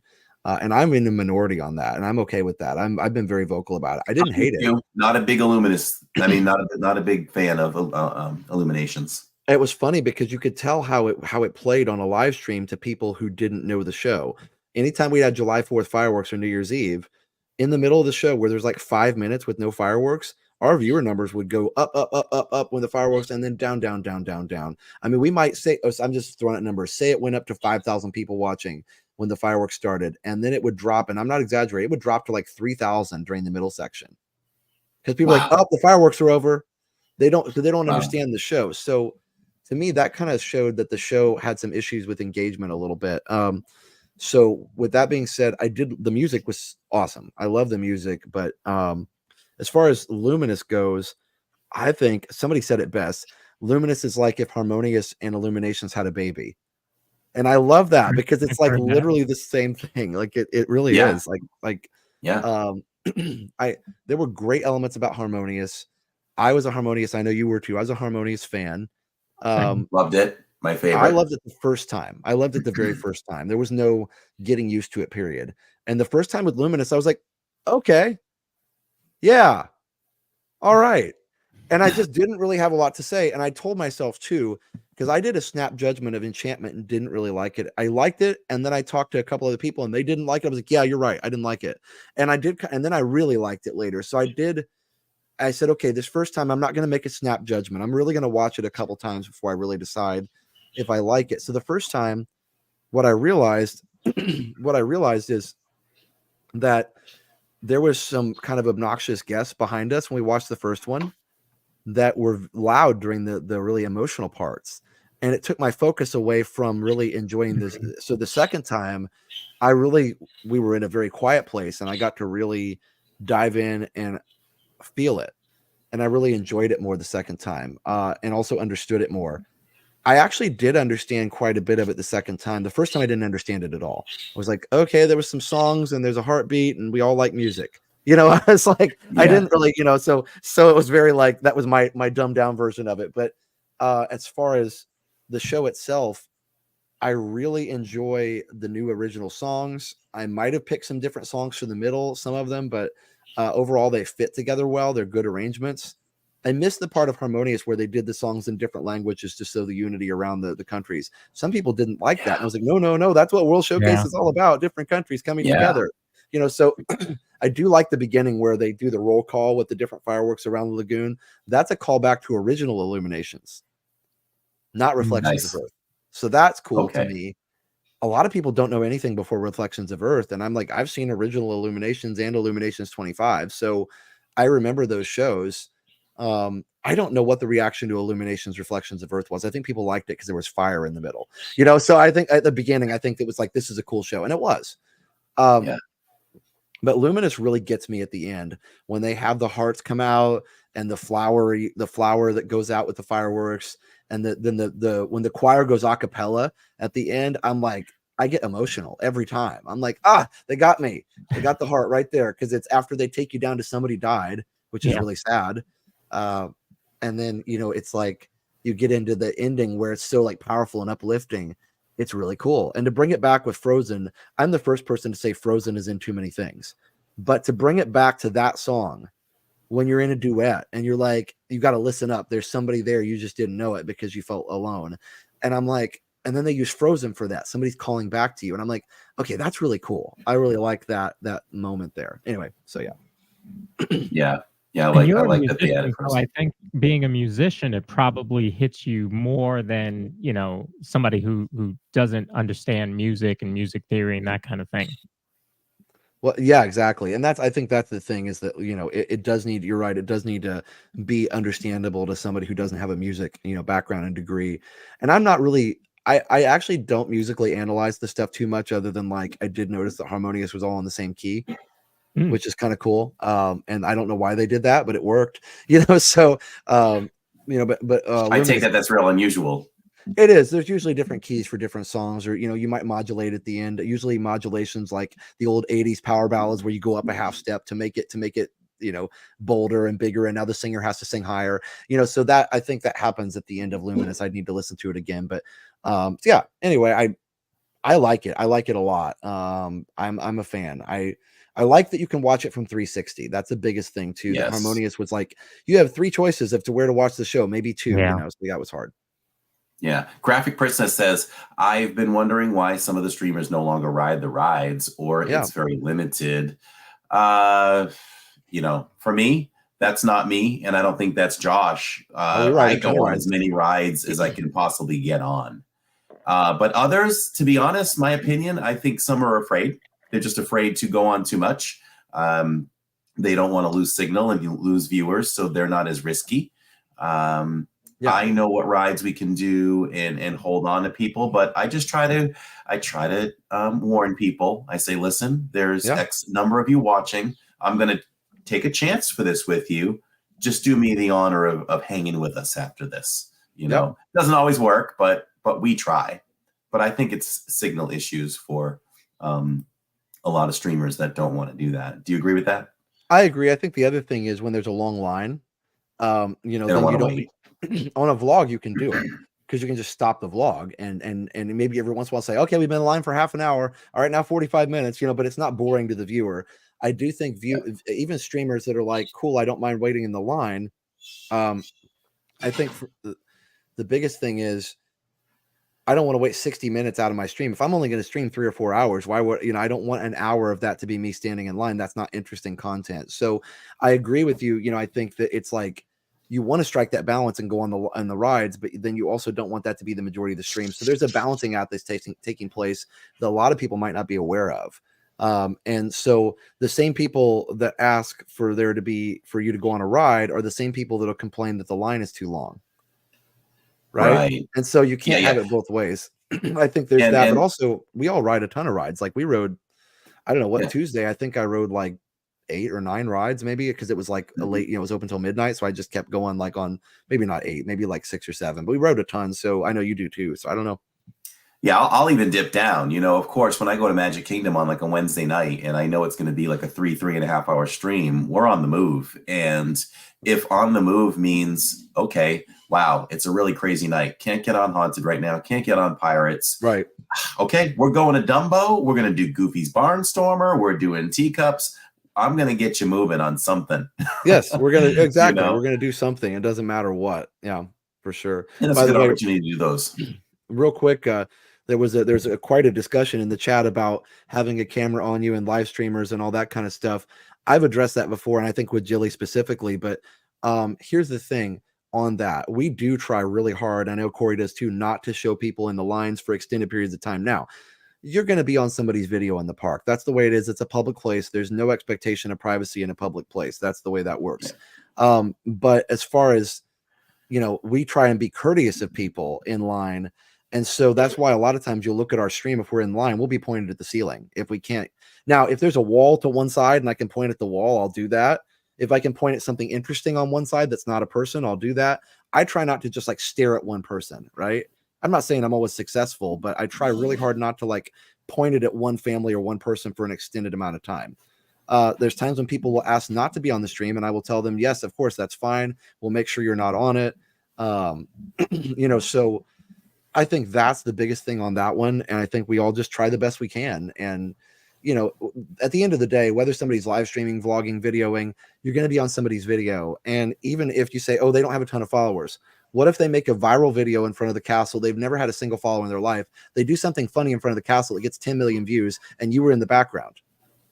There's a Yeah. chance of that no matter what. And so even if the person doesn't have a following, you're in public, you have a chance of being on camera. So we try really hard to be respectful of people, but it's a reality of being in a theme park. There's going to be people taking pictures. That's the bottom line. Yeah, I even try to be respectful too, to the point where there are certain rides. Of course, I won't do it for Big Thunder Mountain, thanks to your tip that night when we hung out. And I always ride Big Thunder from the front row. But you take rides like a dark ride, especially Pirates. I will 100% ride Pirates in the back. I ask for the back for certain rides all the time. Star Tours, I'm always in the back. I just don't want to interrupt the other guests' experience. So I try to do as much as I can to not involve the other guests. Agreed. Yeah. And we'll try and do on the back on Pirates, or like in the front. I'll go on the front sometimes on these boat rides because I can keep it. People don't realize I'm not doing this on the boat ride. I'm down That's here. true too. You can keep it low. Yeah. I'm down at chest Good level. point. And I also have a light on my gimbal. People don't even see this. I take my thumb and cover the light on the gimbal so it doesn't bother anybody. I turn the brightness all the way down. And if it's super dark, like when Tower of Terror gets really dark, I will pull the camera all the way into my shirt so nobody can see it. So we really try hard not to interfere with the guest experience. So yeah, I know you guys do too. It's important to us. So yeah. Let's see. A couple more quickly. If Disney offered you one free improvement for streamers in the parks, what would it be? This will be interesting. I got two ideas. What do you think it would be if you had one choice? Oh man. I've had a couple, but I'll just name one for now and see if maybe you've got a different one. And I don't want to take yours just in case, but I mean, I think I got two. Oh, two. Okay. All right. Well, I'll let you do one. I'll do one. You do one, and then we can do another one if I don't say it. But Right. The first one I think, and the most obvious, would be to really extend the Wi-Fi everywhere, or have, because there's the enterprise network, which only the cast members can use, which is fine. They need that too. Excuse me, but there's times when there's a ride like Spaceship Earth that has like the corporate Wi-Fi, but it doesn't have the guest Wi-Fi on there. I wish they'd just add it to all those hotspots. Any hotspot in the park theoretically could be separated into different networks. Just like at my school, we have a guest network and a staff network, right? And it's on the same hotspot. So I would love it if they would just say, we'll turn the Wi-Fi on everywhere we have a hotspot, so that any ride like Little Mermaid, I'm sure there's Wi-Fi in there, but it's just not something we can get on. Or Haunted Mansion, there's a couple places where it's a dead spot. So I would just love that they had Wi-Fi everywhere, and maybe even beefed up the signal in the hub somehow so we could stream the hub easier. So that kind of stuff, maybe even get 5G in there, let this up, so those are the kind of things that I would love to see to make it really easy for us. That was number one for me too. It would make things so much easier for us. And in the end, we're free advertising for Disney. So it should be something that they could be a little more accommodative for, to help us just not let that be an issue and just have the experience be really good for the viewers. Secondly, is way more unrealistic, but it would be, and I'm not saying everybody who just begins, but maybe they look at a certain level of subscribers or something, I don't know, to regulate it somehow. But it would be nice for a bunch of the channels to basically have a lightning lane, even at, just so that you cut down the wait times. We've ridden these rides a million times, so I mean, the lightning lane is not as important to us. But in terms of keeping a good live stream and keeping it moving, that would be my second request, to just give us a lightning lane. Well, I think you'd have to be pretty judicious, like you said, about how many people you gave that to. And certainly, I know a lot of people would say, "Oh, that's going to make the lines long for everybody else." I know a lot of people think there aren't that many channels that do this.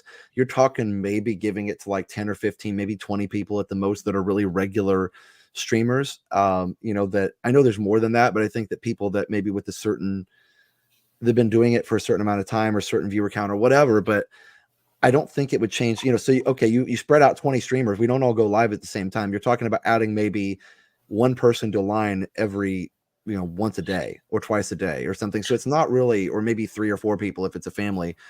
But I think, that's probably obviously not ever going to happen. But now Disney has one we've been invited to media events. They have given us fast passes to use, or Genie Plus Lightning Lanes to use when they were doing the Disney Thrills event for Tron, they gave us a bunch of lightning lanes to try out all these rides, which it was more for like the national media, but they gave it to everybody that just if they hadn't ridden those rides before. So those were fun to use. But they actually, and we actually, we did abide by this. They asked us not to film when we were on the thrill rides.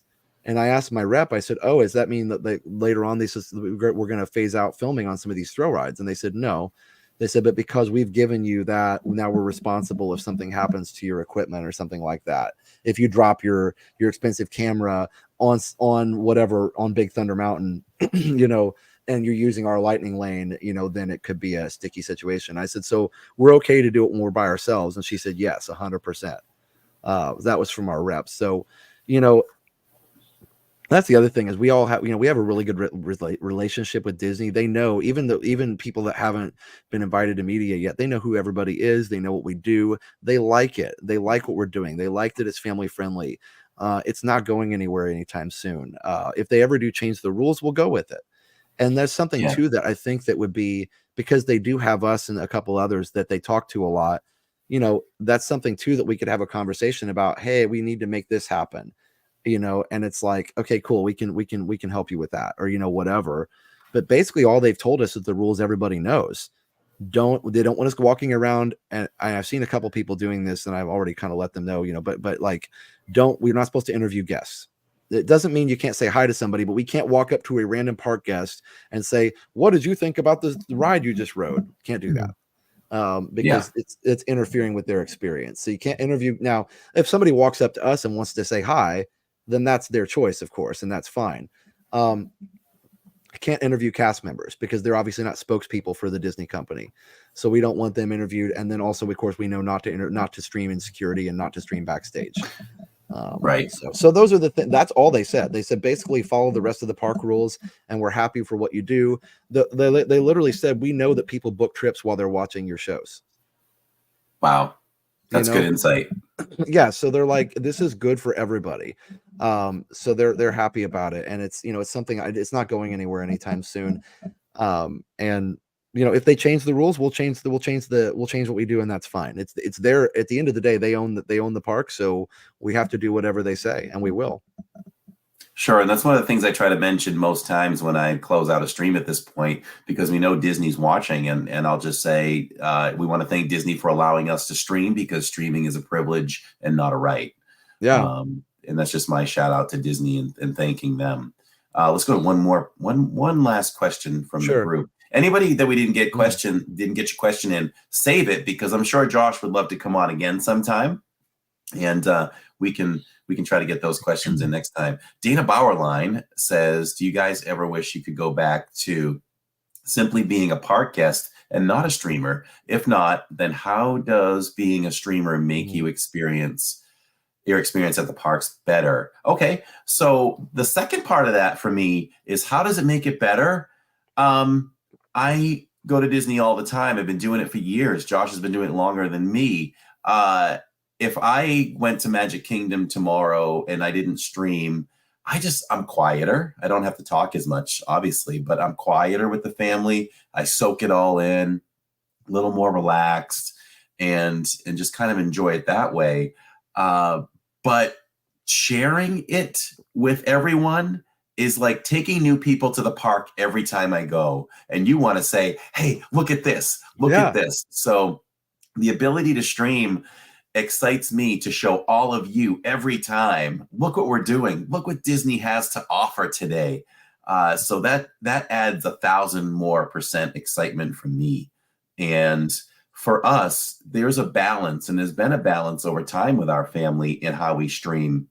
And I'm proud of the fact that Tammy and I can go in with the kids. They can come, and we can have a good family time together while still being attentive to everyone watching, and feel like we had a good family day at the park, even though we're still streaming. So I think we find a good balance there. And yep, I kind of have this 10-year thing in my head. Like, I want to go 10 more years. And at that point, if Tammy and I are like, we've fulfilled our needs with this, let's just become park guests now. I have no desire to just be a park guest right now, but I do want to work in a little more private time this Monday, New Year's Day, we're going to go to Universal, and we're not going to stream at all. We're just going to enjoy the park as a family, and really looking forward to that. So what do you think?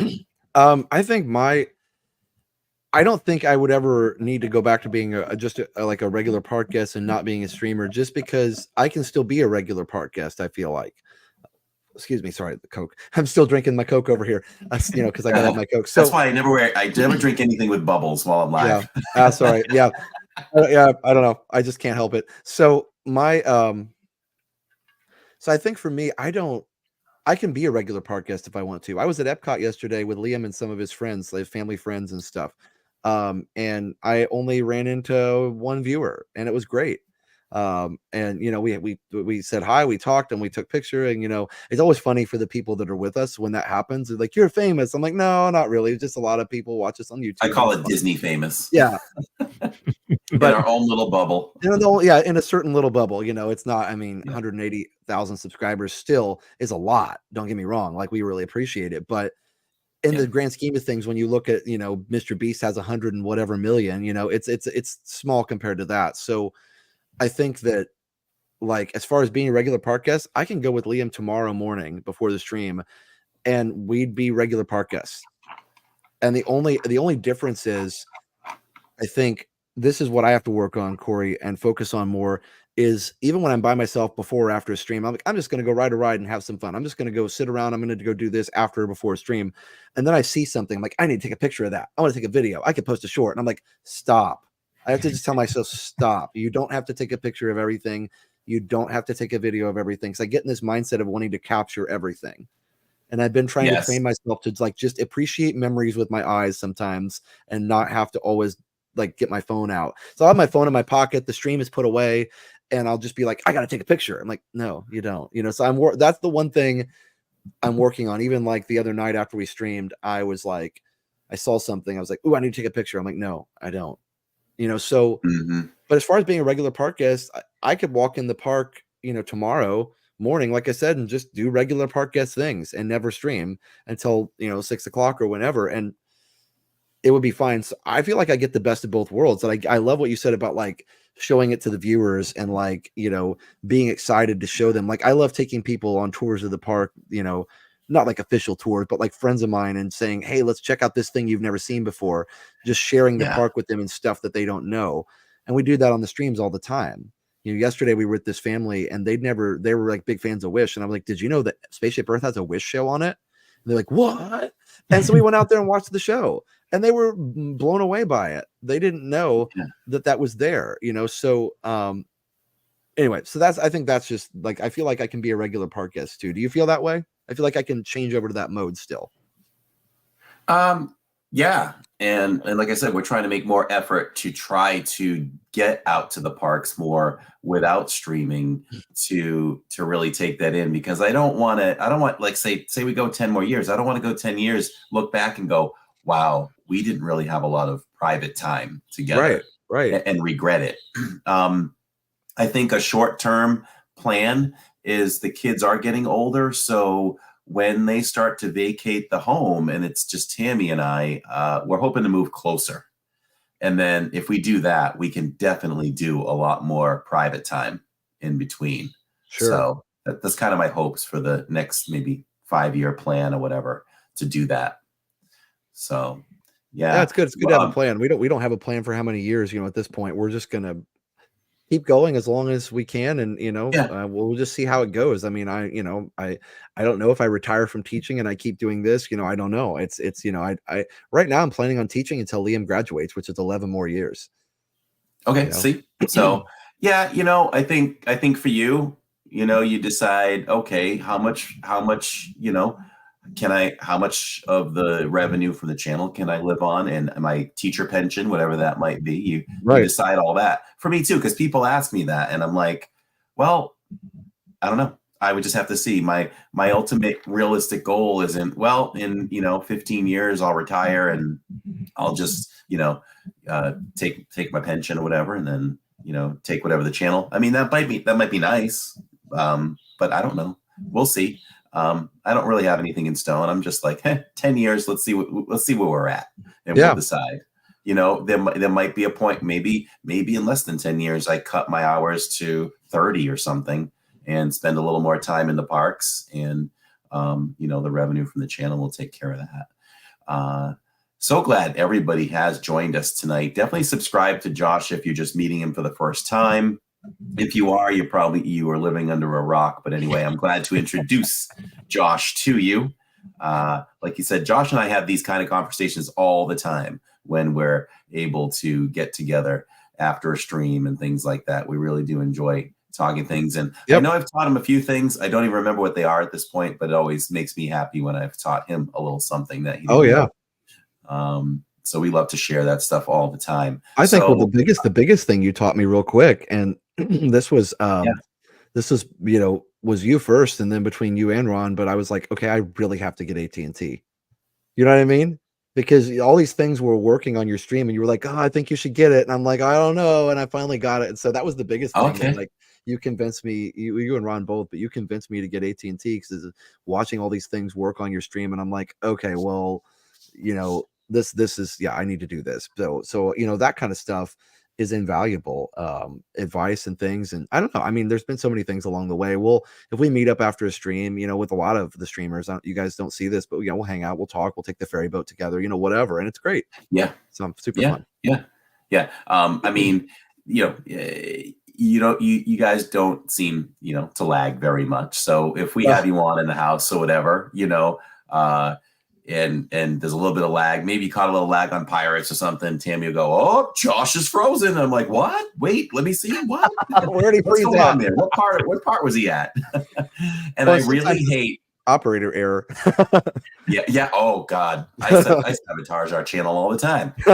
I'm always doing something to sabotage ourselves.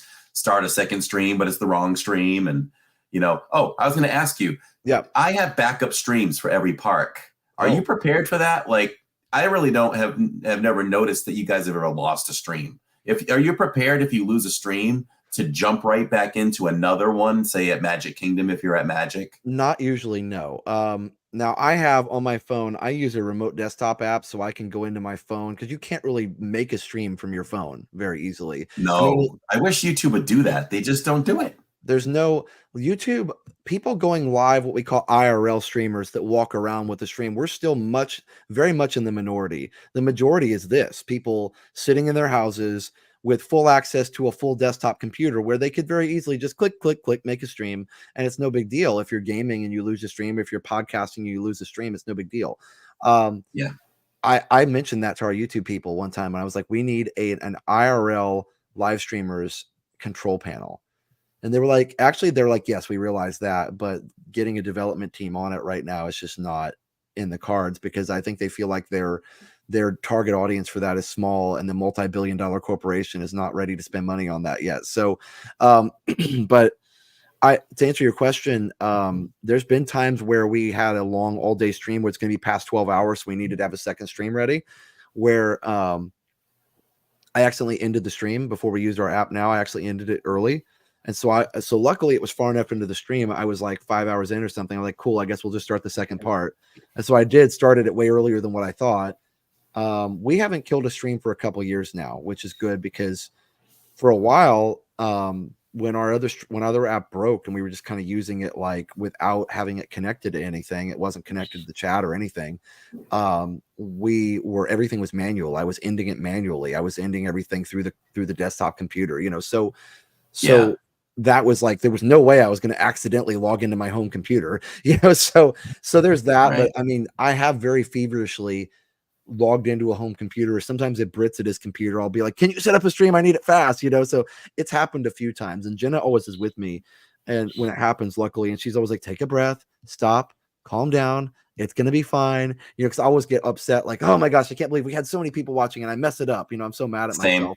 Yeah. You know, but inevitably it's fine. Everybody comes back and it's my perfectionist. And I just have to tell the perfectionist to sit down sometimes. Yeah. I have a little Jenna in my head. I have to do that because there are times where you can really panic and I go, wait a minute, if I just panic and freak out, I'm never going to solve this. So it's like, okay, take a deep breath. Lawrence and I had an issue where we've been playing with a couple of things. We were excited last night. We were able to, he is still out in North Carolina right now. And he did the North Carolina China Lantern Festival last night, and I was out at EHA Bob, so I waited for him to finish, and then I just jumped on a second stream as soon as he was done. Everybody got the link and they came over. That worked great. But he started a stream a few weeks back over at Epcot, the Night of Luminous. Yeah. The Night of Luminous. And he started for me, and I said, fine. When I come in, we'll just jump over to my phone, and it'll be fine. It'll be seamless. And I don't know if the app failed me or my fingers just hit something by mistake, but totally killed that stream. Oh no. And, you know, and he built it up for like 90 minutes, and I'm like, this is good. And I had to go in and actually I had to fall back on one that I had.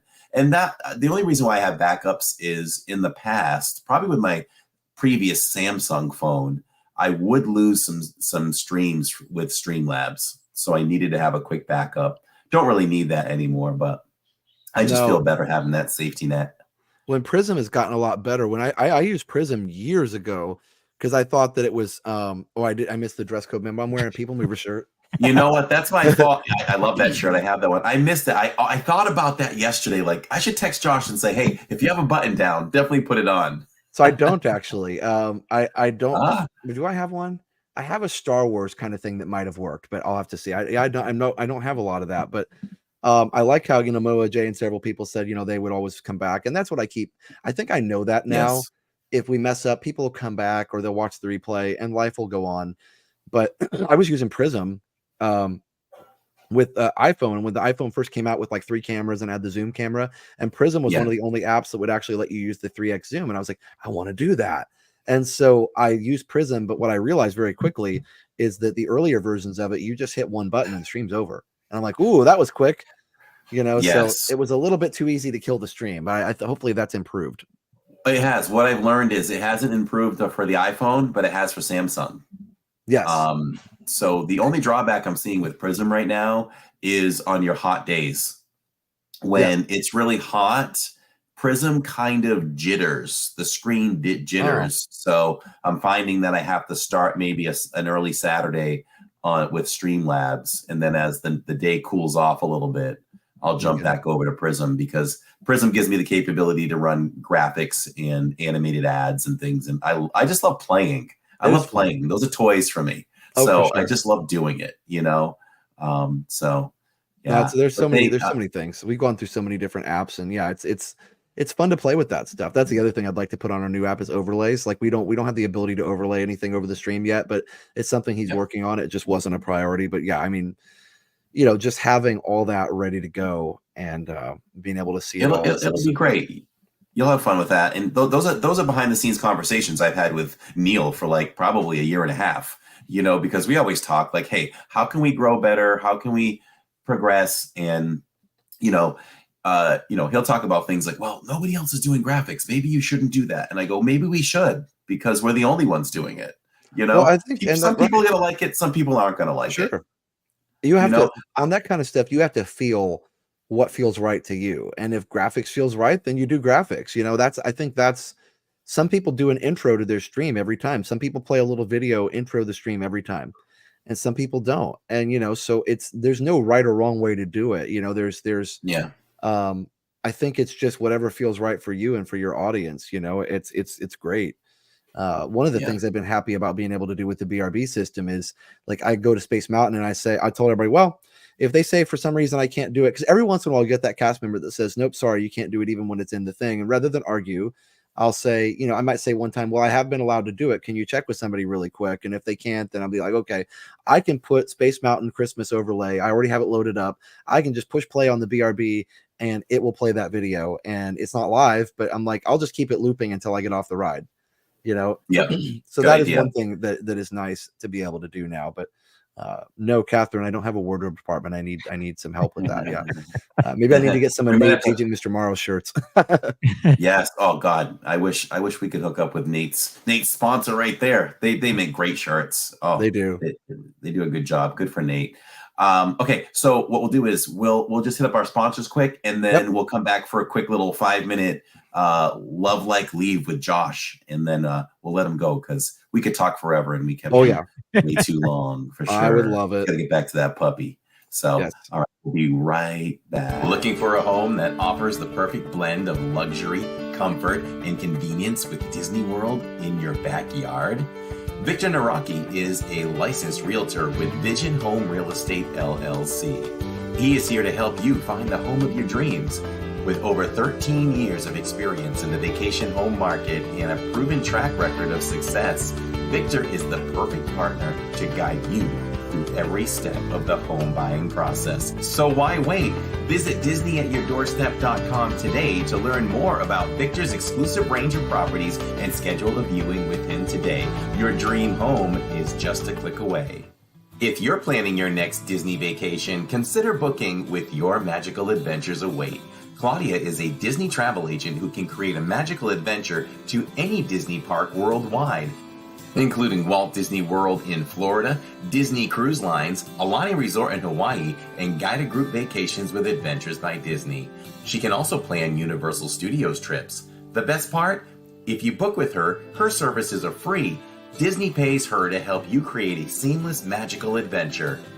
Her availability is unmatched, and you can contact her Monday through Friday, 9 a.m. to 8 p.m., and Saturday and Sunday from 12 p.m. to 6 p.m. Make your magical planner Claudia Anderson today from Your Magical Adventures Await by calling her at 956-455-8049. You can also follow her on Instagram, all one word. Winter is not too far away. Right. I still haven't cut that final piece out there, but that's good stuff. And again, there's an example of graphics and production. I love doing stuff like that. And I'll run that once a stream when I'm live in the parks, just to give you a little break, and I don't have to read all that copy. So like doing that too. All right. So quickly. So David in SC is a great guy. He's one of my right-hand men, which is so invaluable. And I always tell him how much he means to me. And I've got Lawrence now always too. Comes in our chat and says very nice things too. He's a very nice guy. Yeah. Very, very pleasant guy. And I will admit, we didn't really get through Inside the Parks too much, but that is totally fine. We didn't have too much. But I showed up to the Christmas party this year unprepared, which is very unlike me. And I didn't have time once I realized, oh God, I didn't, because I like to look at the layout, and I want to give everybody all the experiences I can while we're there. And I had no idea what time things started. I didn't grab a brochure. And so I'm like, Lawrence, I need a schedule or something. And he came up with something.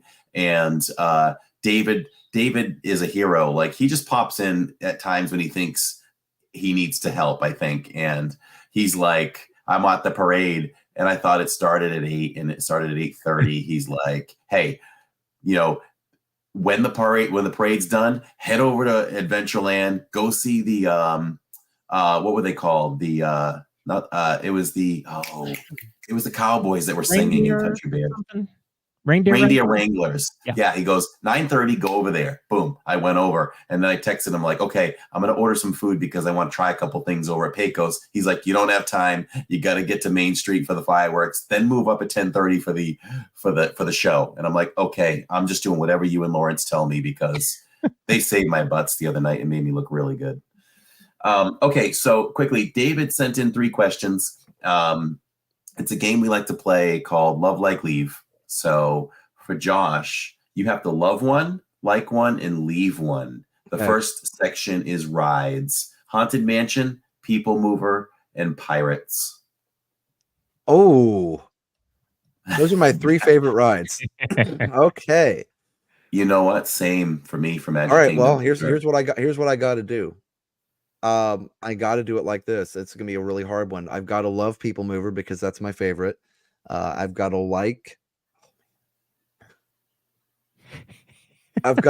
Pirates and leave Haunted, and that's a tough choice because I like both. I like both very, very, very dearly. But I if you're gonna make me choose, I'd probably choose Pirates just because I love the adventure nature of it. It streams better. It doesn't have the pre-show. It kind of flows better. Whatever. But I mean, don't make me say bad things about Haunted Mansion, right? It's a great ride. Like it's a classic. It's one of my favorites ever. So, but the other thing I like about Pirates as a streamer is I can usually get on it at night with very little wait and just go right through it. And it streams almost perfect. It streams almost perfectly. So it's also a nice ride to stream too. Yeah, I agree. I would have gone. I would have, and I love all three too, just like you. Go But for it. I would leave People Mover. Oh, I know, and I think it's more just because there's no real dark ride aspect to it, like to the effect that you get with Pirates and Haunted. Yeah. So, and I fought for a long time between which one is actually my favorite between Pirates and Haunted, and I finally decided that it's Haunted.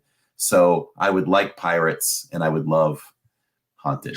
Okay, so we were opposite on that one. Yeah.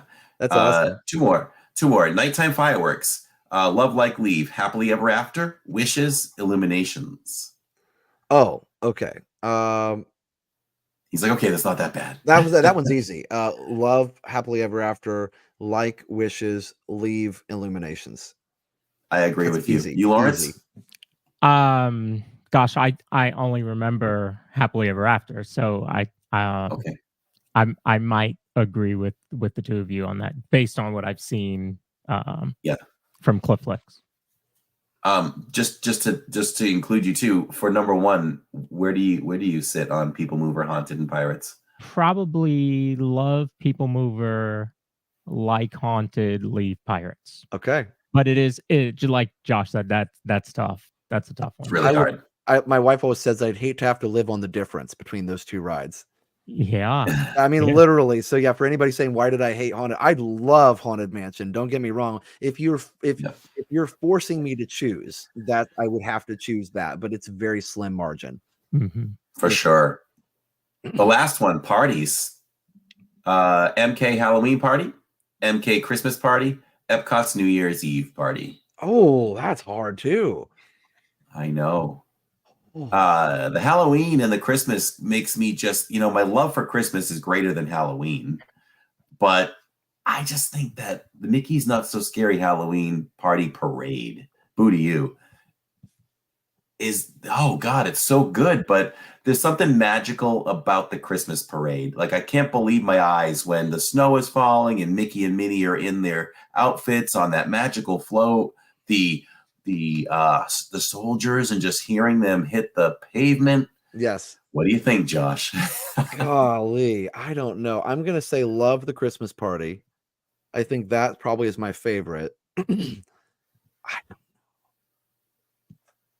I don't even know. Like I also really enjoy both the New Year's party and the Halloween party.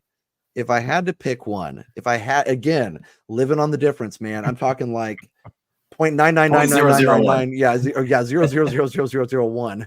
Yeah, I mean, like, I guess I'd have to go like New Year's Eve and leave Halloween party, just because New Year's Eve is electric and there's just something about it. It's like nothing else in the world. And again, I love the Halloween party. But if you're talking like, you're literally talking, if one is like, or like you say one is 3 points, and then like the next one is like 2.9999999, and the next one is 2.9999998 or whatever. That's kind of how I would rate those. Yeah, I agree. I'm just gonna say that I love Christmas way more than Halloween. But when it comes down to the party, I think it comes down to the parade.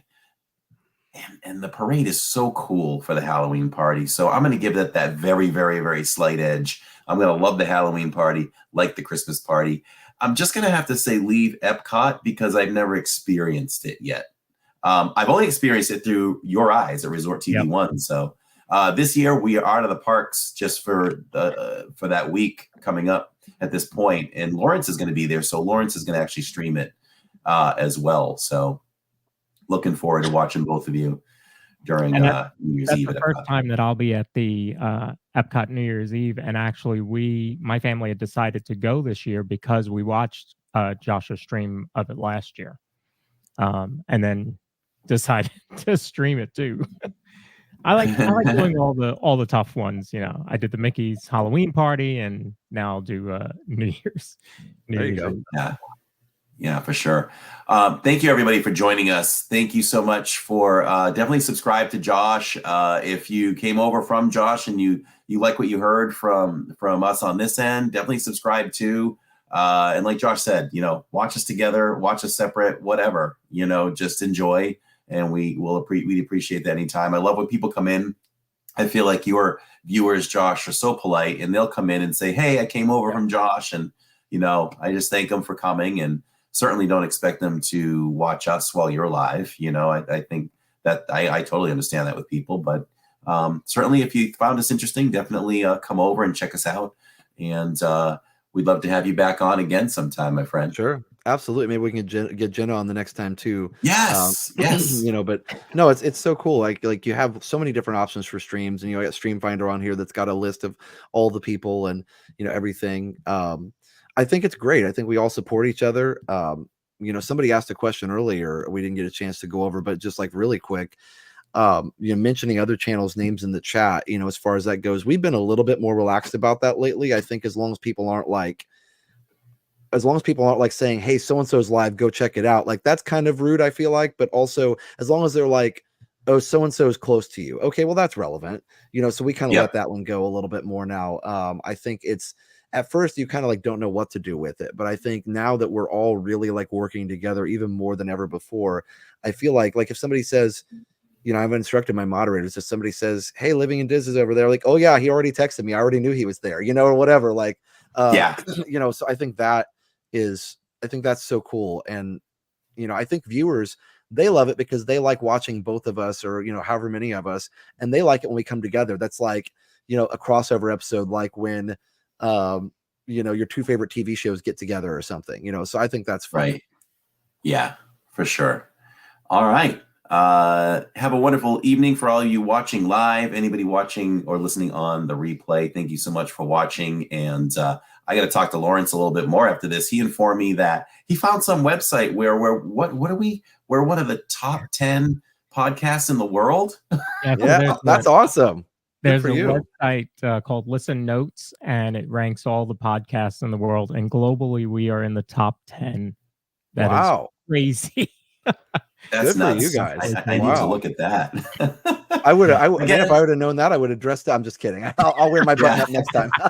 Maybe we can get wardrobe to suit you up for something. We'll get you. You guys did have 2 gifted memberships there. Well, Lawrence. I see that. Let's give a quick thank you on the way out. Everybody blast the chat for Steve Bullock and Tony for dropping that gift, and that was gifted to Anne. Congratulations, Anne, and also the DizPod Lawrence for dropping a gift over to our wonderful moderator, Allison A. That gets your name highlighted in green. You get the badge next to your name.